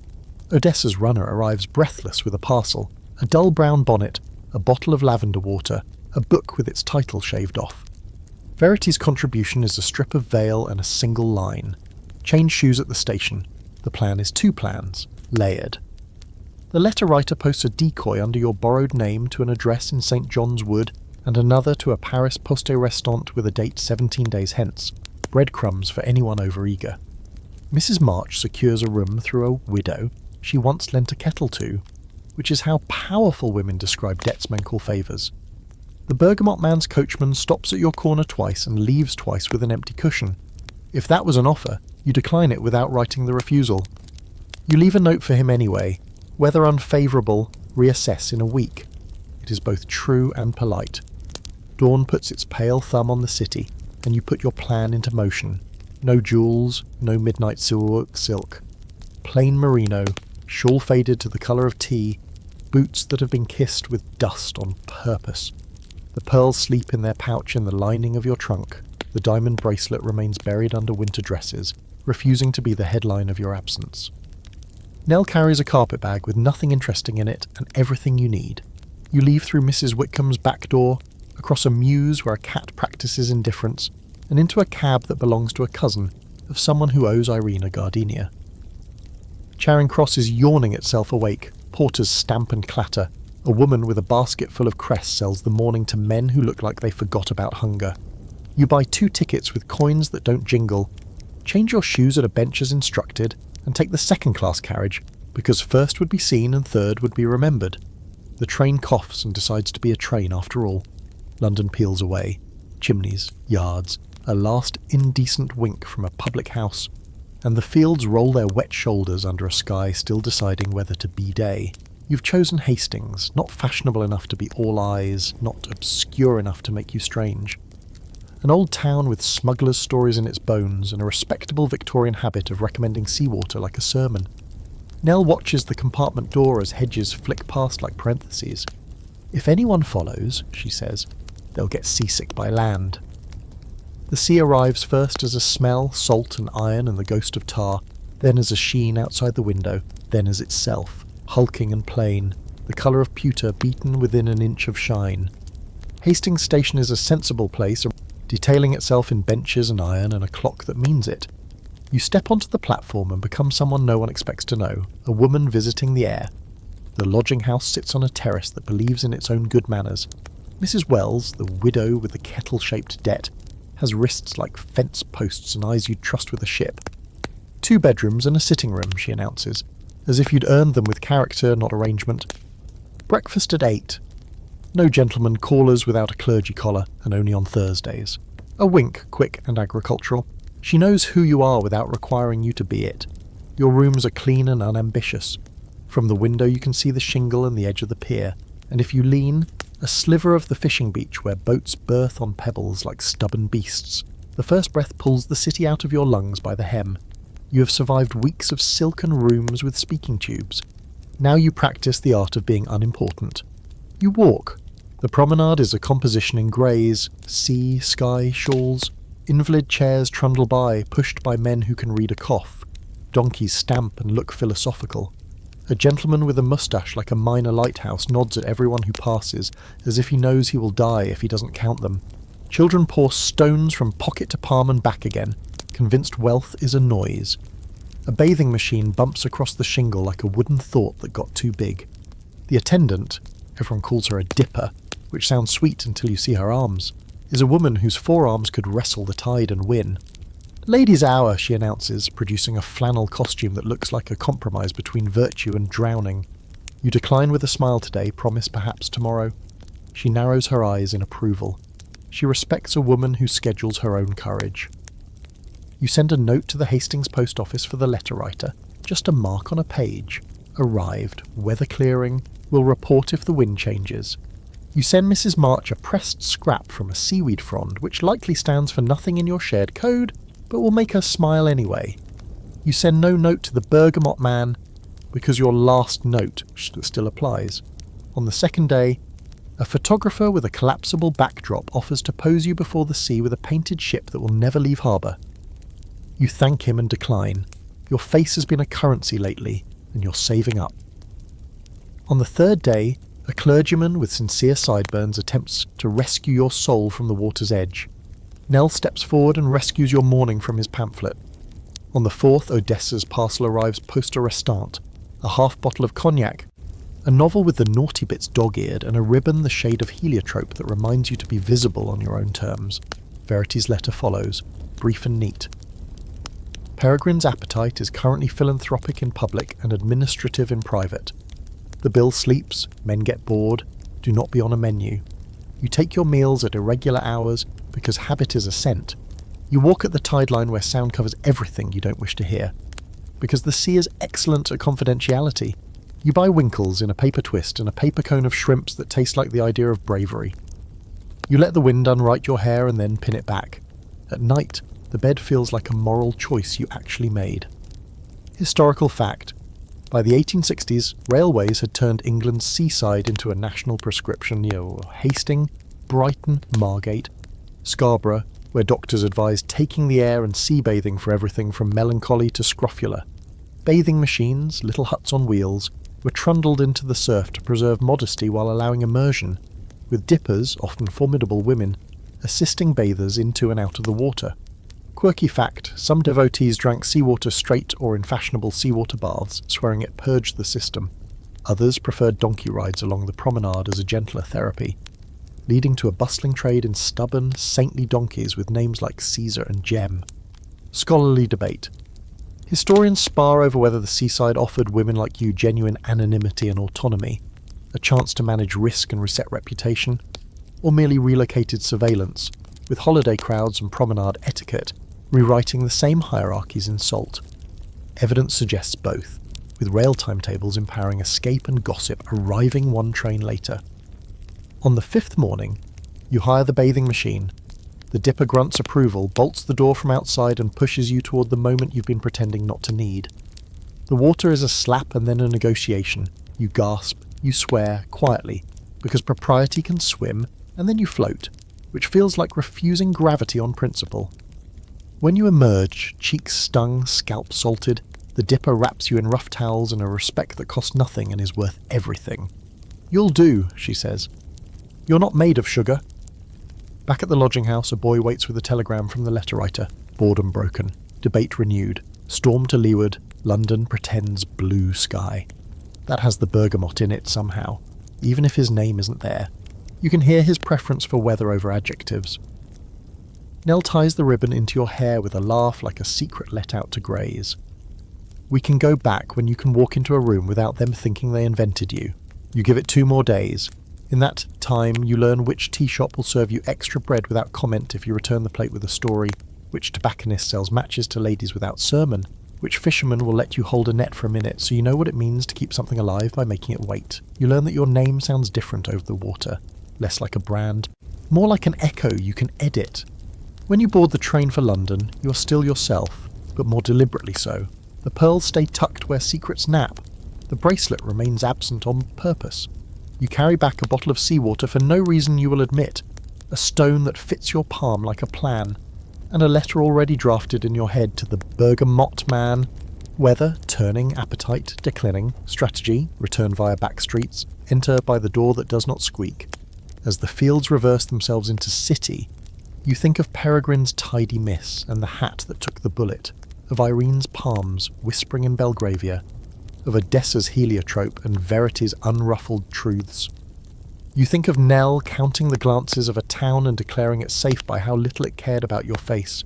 You think, carefully, of Paris, now not as escape but as option, a map you might fold along a different crease. Charing Cross returns you to the crush, the newspapers, the smell of horses and coal and plans. Your cabman says nothing because Irene's crest is covered. Mrs. Whitcomb's stare creaks in familiar spots. Your room breathes you back in. On the table a single envelope waits. No crest, just the faint scent of bergamot and the weight of a man who thinks in weather. You don't open it yet.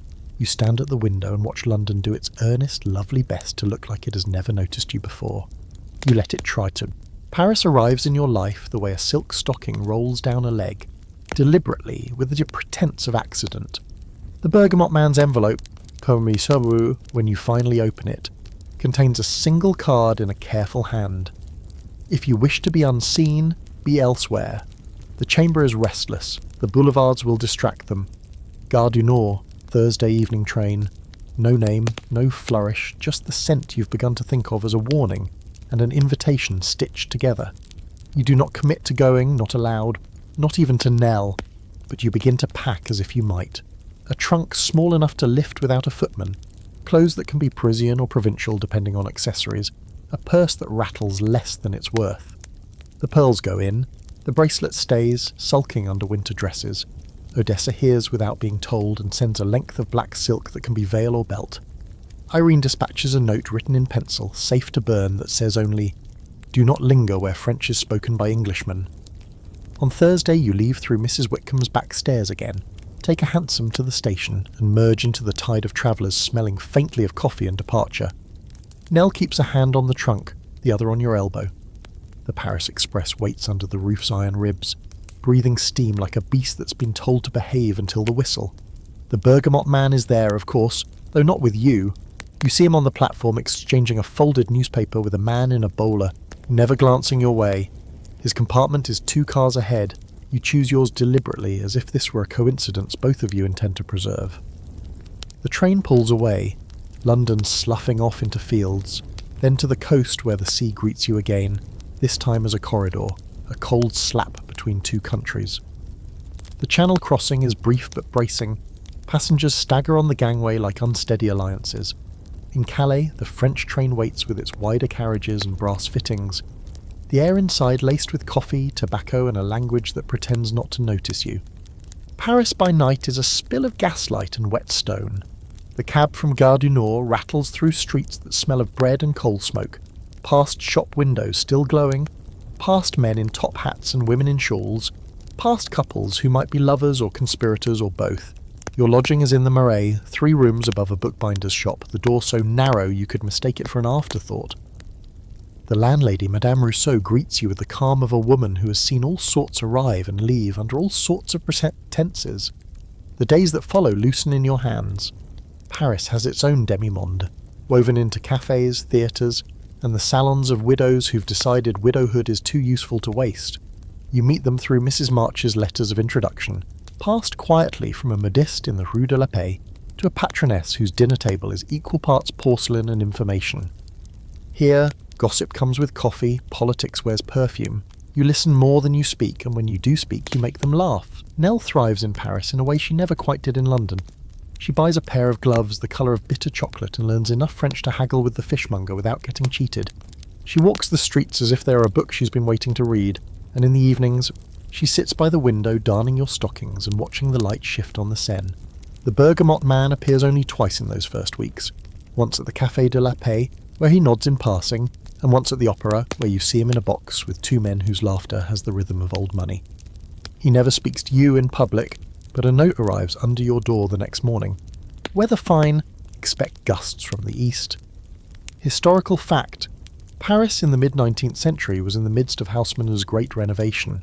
Boulevards cut through old neighbourhoods, gaslights turned night into a second day, and cafes became the true living rooms of the city.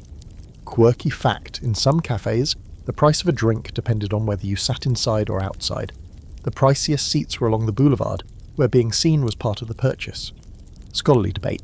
Historians disagree on whether the Parisian demi-monde offered women more autonomy than its London counterpart. Some argue that the French embraced courtesans as public figures with social influence, while others note that the freedoms were fragile, reliant on beauty, novelty, and the willingness of men to keep paying the bill. In Paris, you learn new rules. A glance here means come tomorrow. A glance there means never again. Being late is a kind of flirtation. Being too early is a form of insult. Dinner can last until dawn if the company is right. A single wrong word can end an acquaintance before dessert. You practice the art of vanishing into the wallpaper until you wish to emerge, and then you do so with a story no one else has. One evening you attend a salon hosted by a comtesse who once rode bareback in the Bois de Boulogne in nothing but her chemise and a wreath of roses. The guests are a mix of politicians, poets, and a woman who claims to have been painted by Ingres without ever sitting for him. Over champagne, you hear a man speak of London as if it were a provincial outpost. Slow, provincial, predictable. You smile into your glass, knowing it is none of those things if you know where to stand.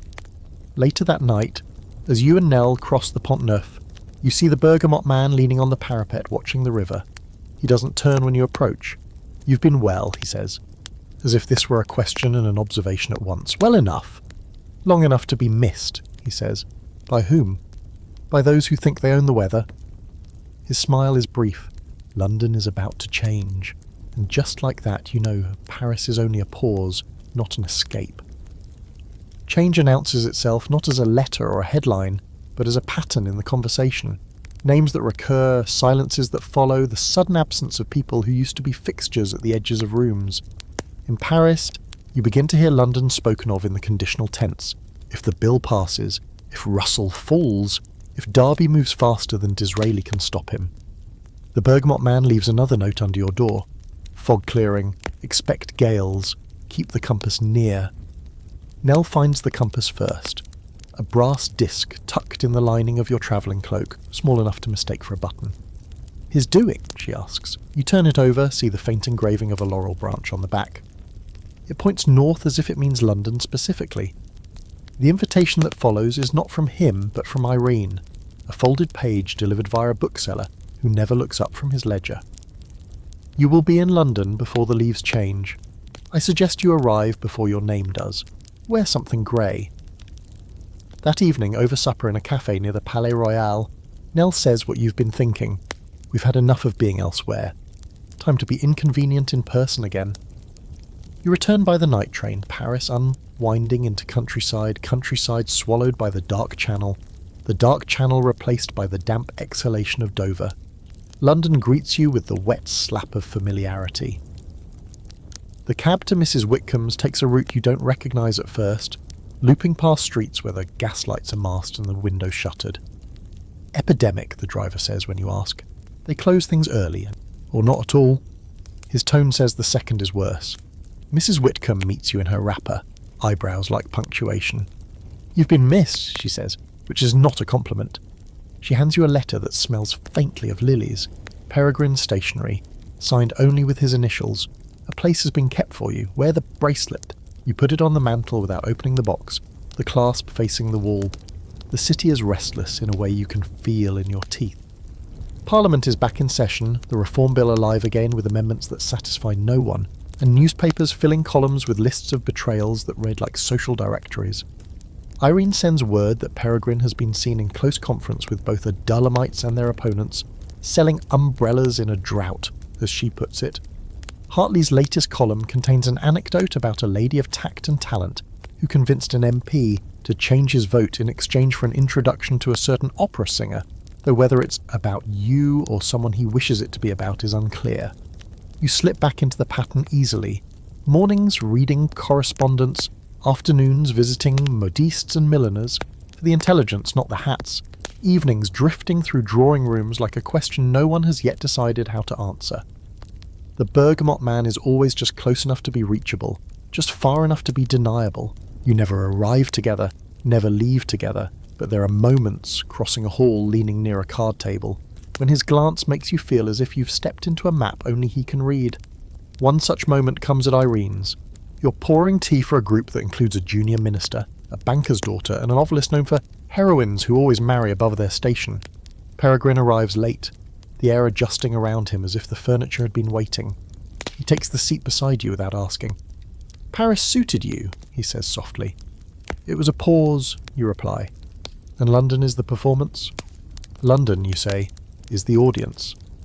He smiles, but there's an edge to it. The bill will be decided in weeks. You'd do well to be seen choosing a side. I thought sides were for men to declare and women to ignore until they see who wins. Sometimes, he says, women are the reason a side wins.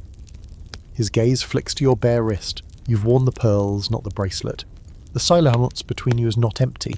It's an argument neither of you intends to finish in public. Historical fact. The 1867 Reform Act, introduced by Benjamin Disraeli under Derby's Conservative government, ultimately doubled the electorate by lowering property requirements for urban male householders. Its passage involved a dizzying series of amendments, political bargains, and reversals of position. Quirky fact, during the heated debates, MPs were occasionally paired off with opponents, agreeing in advance to abstain from voting, so each could attend to personal matters without altering the outcome, a practice open to manipulation by social go-betweens. Scholarly debate. While political historians tend to focus on speeches and divisions, social historians point to the role of salons, private dinners, and informal intermediaries, including women of the demi-monde, as critical in shaping votes and alliances, though the secrecy of such interactions leaves their exact influence speculative. After Irene's, the bergamot man walks with you as far as the end of the mews. He wants you for the vote, he says without naming Peregrine. Everyone wants everyone for the vote, you reply. He plays for more than the bill, you know that. And you? I, he says. Would like the bill passed and him busy elsewhere. You stop under the lamplight. And if I choose to do nothing? Then the weather will happen without you, he says, tipping his hat before walking away. In your room that night, the city sounds different. Less like home, more like a stage where the next act has already begun and you're not yet sure of your lines. The pearls lie cool against your collarbone in the mirror's reflection. The bracelet waits in its box, silent and certain. You leave them both where they are, pin the black silk from Odessa in your hair, and wonder whether Paris was the pause you needed, or just the breath before you dive. The offer arrives on paper that thinks very highly of itself, laid, watermarked, faintly scented with the ghost of printer's ink, trying to masquerade as cologne. Nell brings it in with 2 fingers as if it might bite. "Miss Valmont," it begins, which is polite considering what follows. A discreet volume, handsome terms. Names altered, except those who deserve accuracy. Immediate advance available. Reply via the bearer. Beneath, a signature so florid it needs a chaperone. Silas Penbury, publisher, Paternoster Row. You laugh, soft and startled. A memoir is a chandelier you hang in a room you might later have to flee. Still, it glitters. You picture the pages as banknotes stitched into your hem. You picture your name on a spine someone will stroke in secret. You picture Sir Peregrine reading by lamplight. Jaw set like a door you've wedged open. Dangerous thoughts, delicious too. Penbury's man waits outside with a face built for hinges. He escorts you through lanes where the air smells of damp paper and warmed glue, past shop windows stacked with sermons and sensation, to a doorway under a fanlight frosted with the word Penbury, and inside a narrow hall, a bell that rings like a schoolboy's triumph and stairs that have learned to carry scandal quietly. The office itself is piled with manuscripts tied in ribbon, like cautious gifts. A blue pencil lies across a proof as relaxed as a weapon when it knows it won't be questioned. Penbury rises, a gentleman by purchase, not by birth, with bright eyes that count before they admire. He bows just far enough to suggest the floor has earned it. "Miss Valmont," he says, rolling your invented name in his mouth the way printers roll ink across type. "Your reputation precedes you at a polite distance. Let us see if it wishes to be printed." He talks money first, which is how you know he's serious. An advance, payable today, a percentage on each copy, the promise of anonymous authorship with a name that isn't a name on the title page, a lady of quality, and hints heavy as a velvet curtain. He proposes Paris for the printing if you wish to be safe from English libel, London for distribution if you wish to be read by the people who matter. A roman à clef, he purrs, where the key is so obvious it can be denied. You let him spin, chapters in which salons hum and ministers murmur and diamonds behave like punctuation. Episodes where a charitable gentleman reveals the seam of his generosity. A weekend in the country that ends with honour satisfied and a hat unwell. We need only change colours and corners, he assures. The readers will do the arithmetic themselves. You smile like a cat in a creamery. And what happens when arithmetic turns into evidence? Then, he says cheerfully, we print the second edition abroad and declare the first a forgery, or we sell the rights to an American and let him claim he stole it. He slides a sheet across the desk. The contract smells faintly of mischief. You have enemies. You also have a story that will make them buy 2 copies, one to burn, one to underline. He's not wrong. He pours tea you don't drink and lays out a little stack of examples as if he's a setting bait.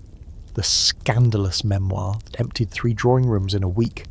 The courtesan who became an anecdote and then a pensioner. The actress whose recollection has forced a baronet to relocate to Rome and silence. Names changed, he says, tapping verse page. Dates shuffled, but the public loves a mirror with fog on it. You leave without signing, the contract folded into your glove like a dare. In the street, the city's breath is wet and sweet with rain that hasn't yet fallen. Nell keeps pace, eyes on doorways. He wants your inside of rooms, she says. He wants the parts nobody can swear to. Which, you reply, is what keeps the law at arm's length. You don't go home. You go to Mrs. March's, where the room is full of women who have already written their lives without ink. Odessa sprawls on a chaise, heliotrope flashing when she laughs. Verity sits straight-backed, as if posture were a spell. You put Penbury's card on the table between the seed cakes and the truth. Of course he does, Odessa says, delighted. He's been sniffing around anyone with a good hatpin for months. Verity considers the card as if it might confess. Memoirs are like fireworks, spectacular, brief, and the people who light them never stand as far back as they should. Mrs. March tips the teapot and the future. If you do it, you don't write it alone. Your letterman vets every line. Your names are embroidered, not printed. And you remember that the stationer's company owns more than paper. They own men who can make paper into trouble.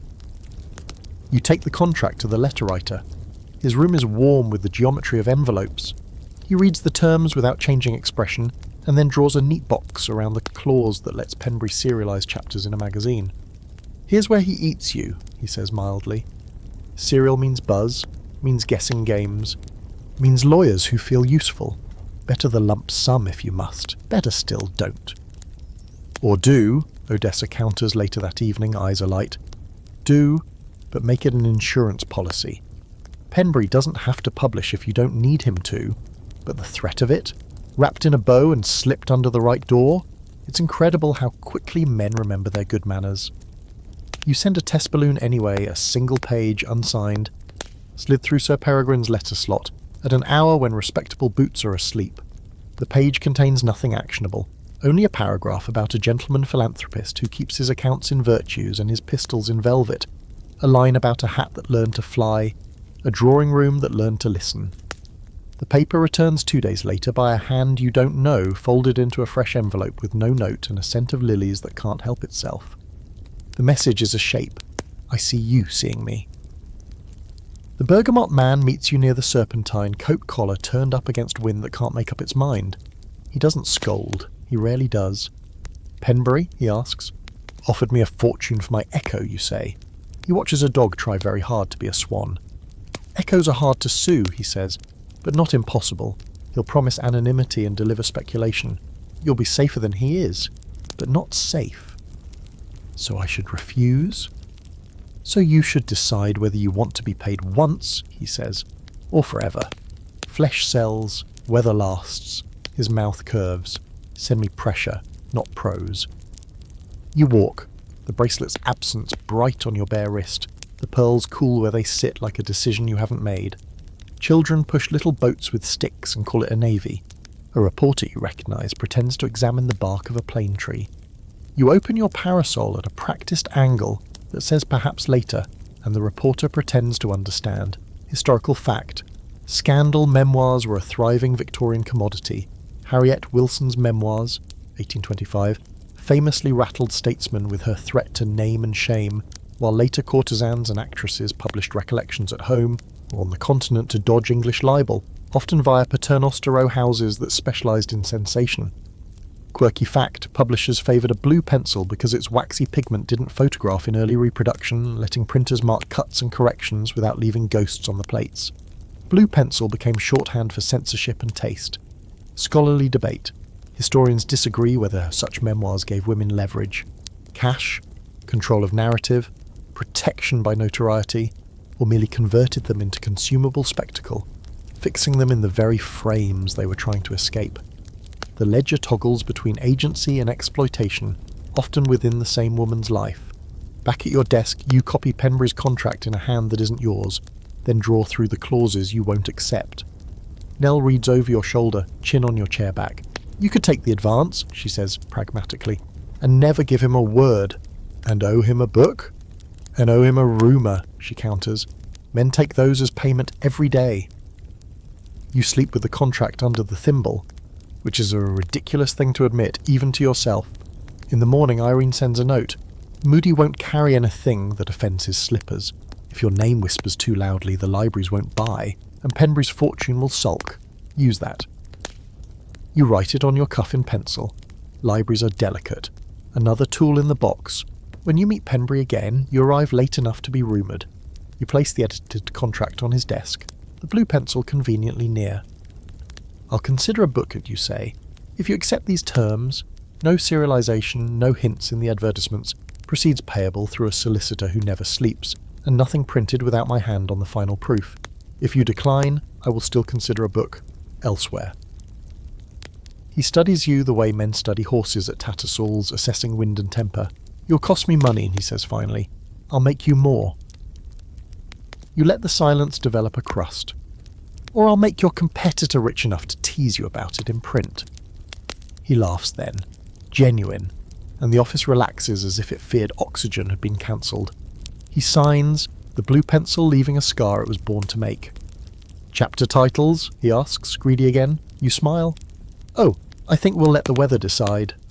When you step onto Paternoster Row, the cathedral's dome sits grey and imperturbable against a sky practising rain. You fold the contract and tuck it into the pocket where the thimble lives. You haven't agreed to write your life. You've agreed to be in charge if you do. That's not safety, but it's not surrender. On the way home, you buy a pencil the precise blue of a bruise and a packet of paper that sounds like crisp bread when you ruffle it. Maybe you'll write, maybe you won't. In the meantime, you'll keep walking into rooms and out of them, leaving just enough weather behind that. Should anyone choose to tell your story for you, they'll have to borrow your sky. The summons from your final patron arrives not in a letter, but in the form of a carriage you don't recognise waiting outside Mrs. Whitcomb's. Lacquer, deep as a piano, crest covered but wheels freshly oiled. The coachman hands Nell a folded card bearing only an address in Mayfair and the hour, 7:30. No name, no explanation. But you know enough of London's handwriting to recognise an invitation disguised as a command. You dress in deliberate neutrality, dove grey silk, pearls rather than the bracelet, black gloves to suggest that whatever is about to happen will remain at arm's length. Nell knots your cloak with fingers that pinch a little harder than necessary. Final doesn't mean forever, she reminds you, which is her way of saying don't get comfortable just because the chair is padded. The house on the card turns out to be a Georgian townhouse with a door that opens too quickly for you to have been announced. The man who greets you is not Peregrine, not the bergamot man, not anyone you've ever seen in the glare of gaslight. He's in his late 50s, silver at the temples, shoulders set like an officer's, eyes dark with the sort of attention that listens first, speaks later. He ushers you into a drawing room of quiet wealth, mahogany books, a single painting over the mantel that looks like a Turner if Turner had been paid to be restrained. "I'm told you can keep a confidant," he says without introduction. "I'm told many things," you answer, taking the seat he gestures toward. His name, when he gives it, is Charles Ashcombe, though you suspect it's not the only one in use. A widower, he says, without the performative grief that usually accompanies the declaration. A man who has spent years abroad on government business, which could mean anything from diplomacy to espionage. He's just returned to find London much changed and in need of a certain kind of intermediary. You talk over tea that arrives without the rattle of a servant's hand. His interest is not in your past so much as your present, whom you see, what you hear, which doors you can open without knocking. He mentions the Reform Bill only once, in the tone of someone discussing the weather in a country he doesn't live in. His true preoccupation is quieter, names that pass between embassies, negotiations whispered to in club smoking rooms, the kinds of transactions that never appear in the Gazette. "I require discretion," he says, "but I also require presence. You're known enough to be welcome everywhere, and unknown enough to be underestimated. That's rare." "And what do you require in return?" you ask. "A protector," he says simply. Not in the sense men mean when they want to own you, in the sense a chess player means when he moves a piece where it will not be taken. It's tempting, safer ground than Peregrine's philanthropy, or the bergamot man's weather forecasts, steadier than the balancing act with Penbury's contract. But you've played long enough to know every board hides its own traps. He offers terms like a gentleman buying a painting, a fixed allowance, a residence of your choice, or complete freedom of movement so long as he can call on you without question. "I'll not interfere in your friendships," he says, "unless they threaten to become enemies of mine." Over the next weeks, his presence in your life settles in like a well-made glove, warm, fitted, a little too easy to forget you're wearing. He sends books in French and Italian, tickets to concerts, a ruby ring you decline with a smile because you know better than to accept red from a man you haven't decided to trust. He invites you to supper with people whose names you've seen in diplomatic cables. You leave each evening with your mind heavier than your stomach. Nell likes him, warily. "He's got the manners of someone who can afford them," she says, "and he doesn't touch unless he has to." She pauses, frowning. That's either the best or worst sign. Peregrine notices, of course. At Irene's, he remarks on your absence from certain gatherings. "You've been elsewhere," he says, as if the word has an unpleasant taste. "London has many rooms," you reply. The bergamot man, when you finally cross paths in the park, doesn't ask for details. He only says, "Careful with those who play both sides. They tend to want the board for themselves." Historical fact, Victorian diplomacy was often conducted as much in drawing rooms as in foreign offices, with unofficial intermediaries, merchants, society hostesses, even courtesans acting as conduits for information between envoys and political figures. Quirky fact, some high-ranking civil servants maintained listening posts in the form of private opera boxes or gentlemen's club memberships, using casual encounters to gather intelligence without ever setting foot in an embassy. Scholarly debate. Historians remain divided on how much influence unofficial actors truly wielded. While some see them as essential to the informal networks that shaped policy, so others argue their role was exaggerated, useful for introductions and atmosphere, but seldom decisive in the actual terms agreed upon. By early spring, Ashcombe makes his only real request, to attend a private reception at the Russian embassy, where the guest list has been pruned to a handful of safe English visitors. The evening is a study in the controlled opulence, mirrors, crystal, champagne poured as if by accident. You're introduced to diplomats with vowels like softened butter, to a pianist whose fingers seem to apologise for every note, to a baroness who wears emeralds as if they were military decorations. Ashcombe stays close but never hovers. You realise he's letting you be seen while watching who takes notice. Afterward, in the carriage, he says, "You handle rooms like water. Fill the shape without spilling. That's worth more than you know." "And what shape am I meant to fill for you?"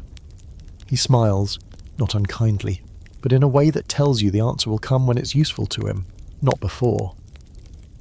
That night you sit at your dressing table, the pearls on their velvet, the black silk from Odessa folded beside them. The bracelet remains in its box, untouched. Ashcombe may be your final patron in name, but you can feel the story leaning toward a decision that will make final mean something else entirely. The end, when it comes, doesn't look like an ending at all. It's a Tuesday, the sort of day London wears without caring, low sky, thin rain, the sound of carriage wheels dragging themselves to work. You wake with that tight metallic taste in your mouth that means the air is about to change. Nell feels it too. She lays out your dove-grey silk without asking, and knots the black silk ribbon from Odessa into your hair before you've said a word. Ashcombe's note arrives just after breakfast. No crest, no signature, just a location and time. Carlton Gardens, noon. You're not surprised. The Reform Bill vote is hours away, and if Ashcombe wants to see you before it means the weather has turned enough to warrant a conversation face to face.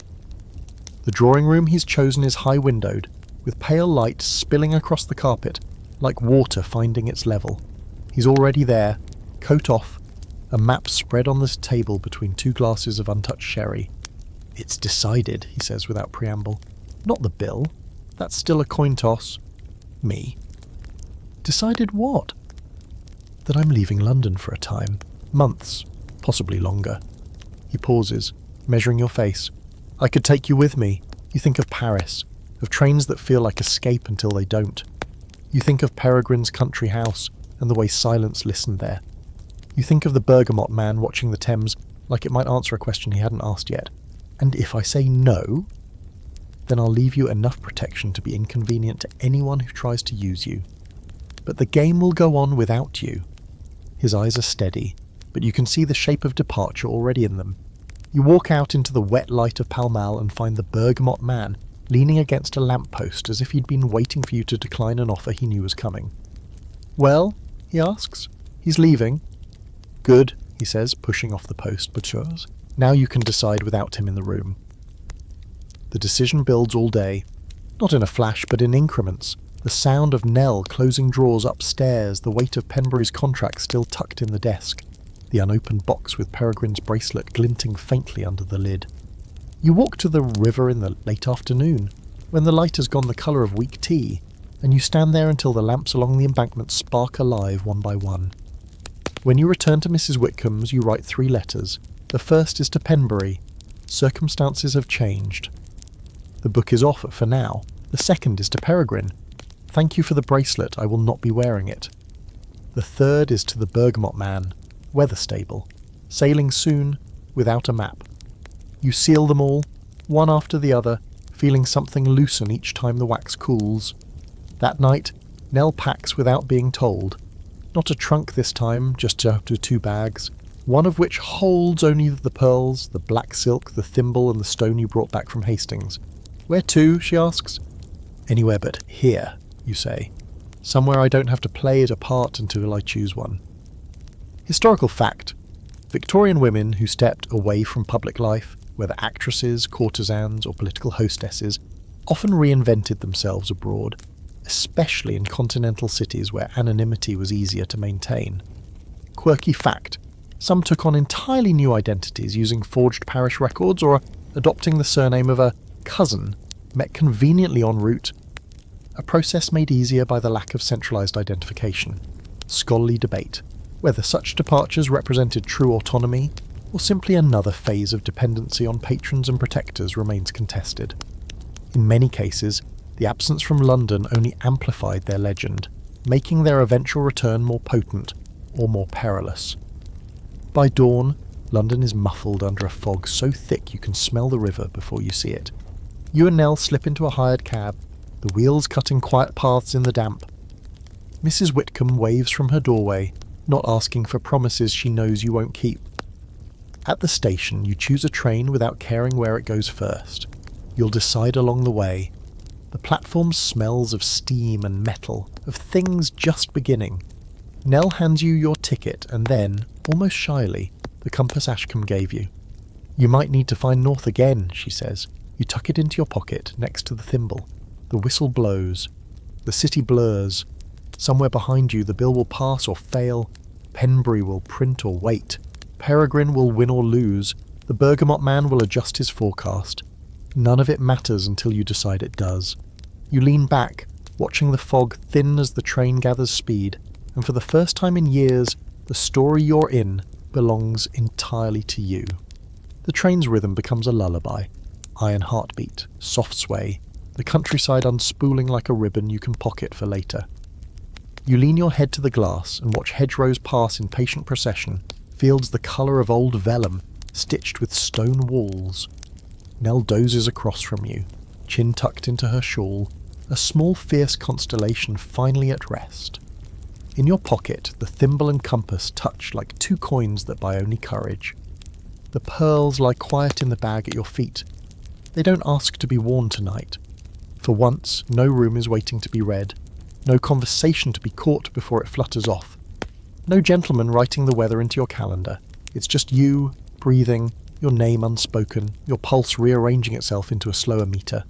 You think of gaslit nights and velvet parlours, of cards shushed over green bays and fans snapping shut like decisions, of Paris boulevards rinsed in rain, and Hastings waves teaching you how to float without apology. You think of every door you chose to open and every door you declined, and how both are a kind of authorship. Outside, a copse of trees slips by like a little secret.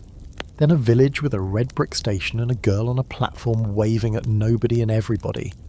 The world is full of arrivals that have not yet learned their names.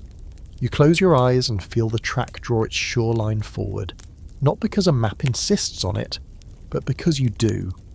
Somewhere, a city is waking up to its gossip, but the story it tells about you is suddenly a season out of date. Let it be.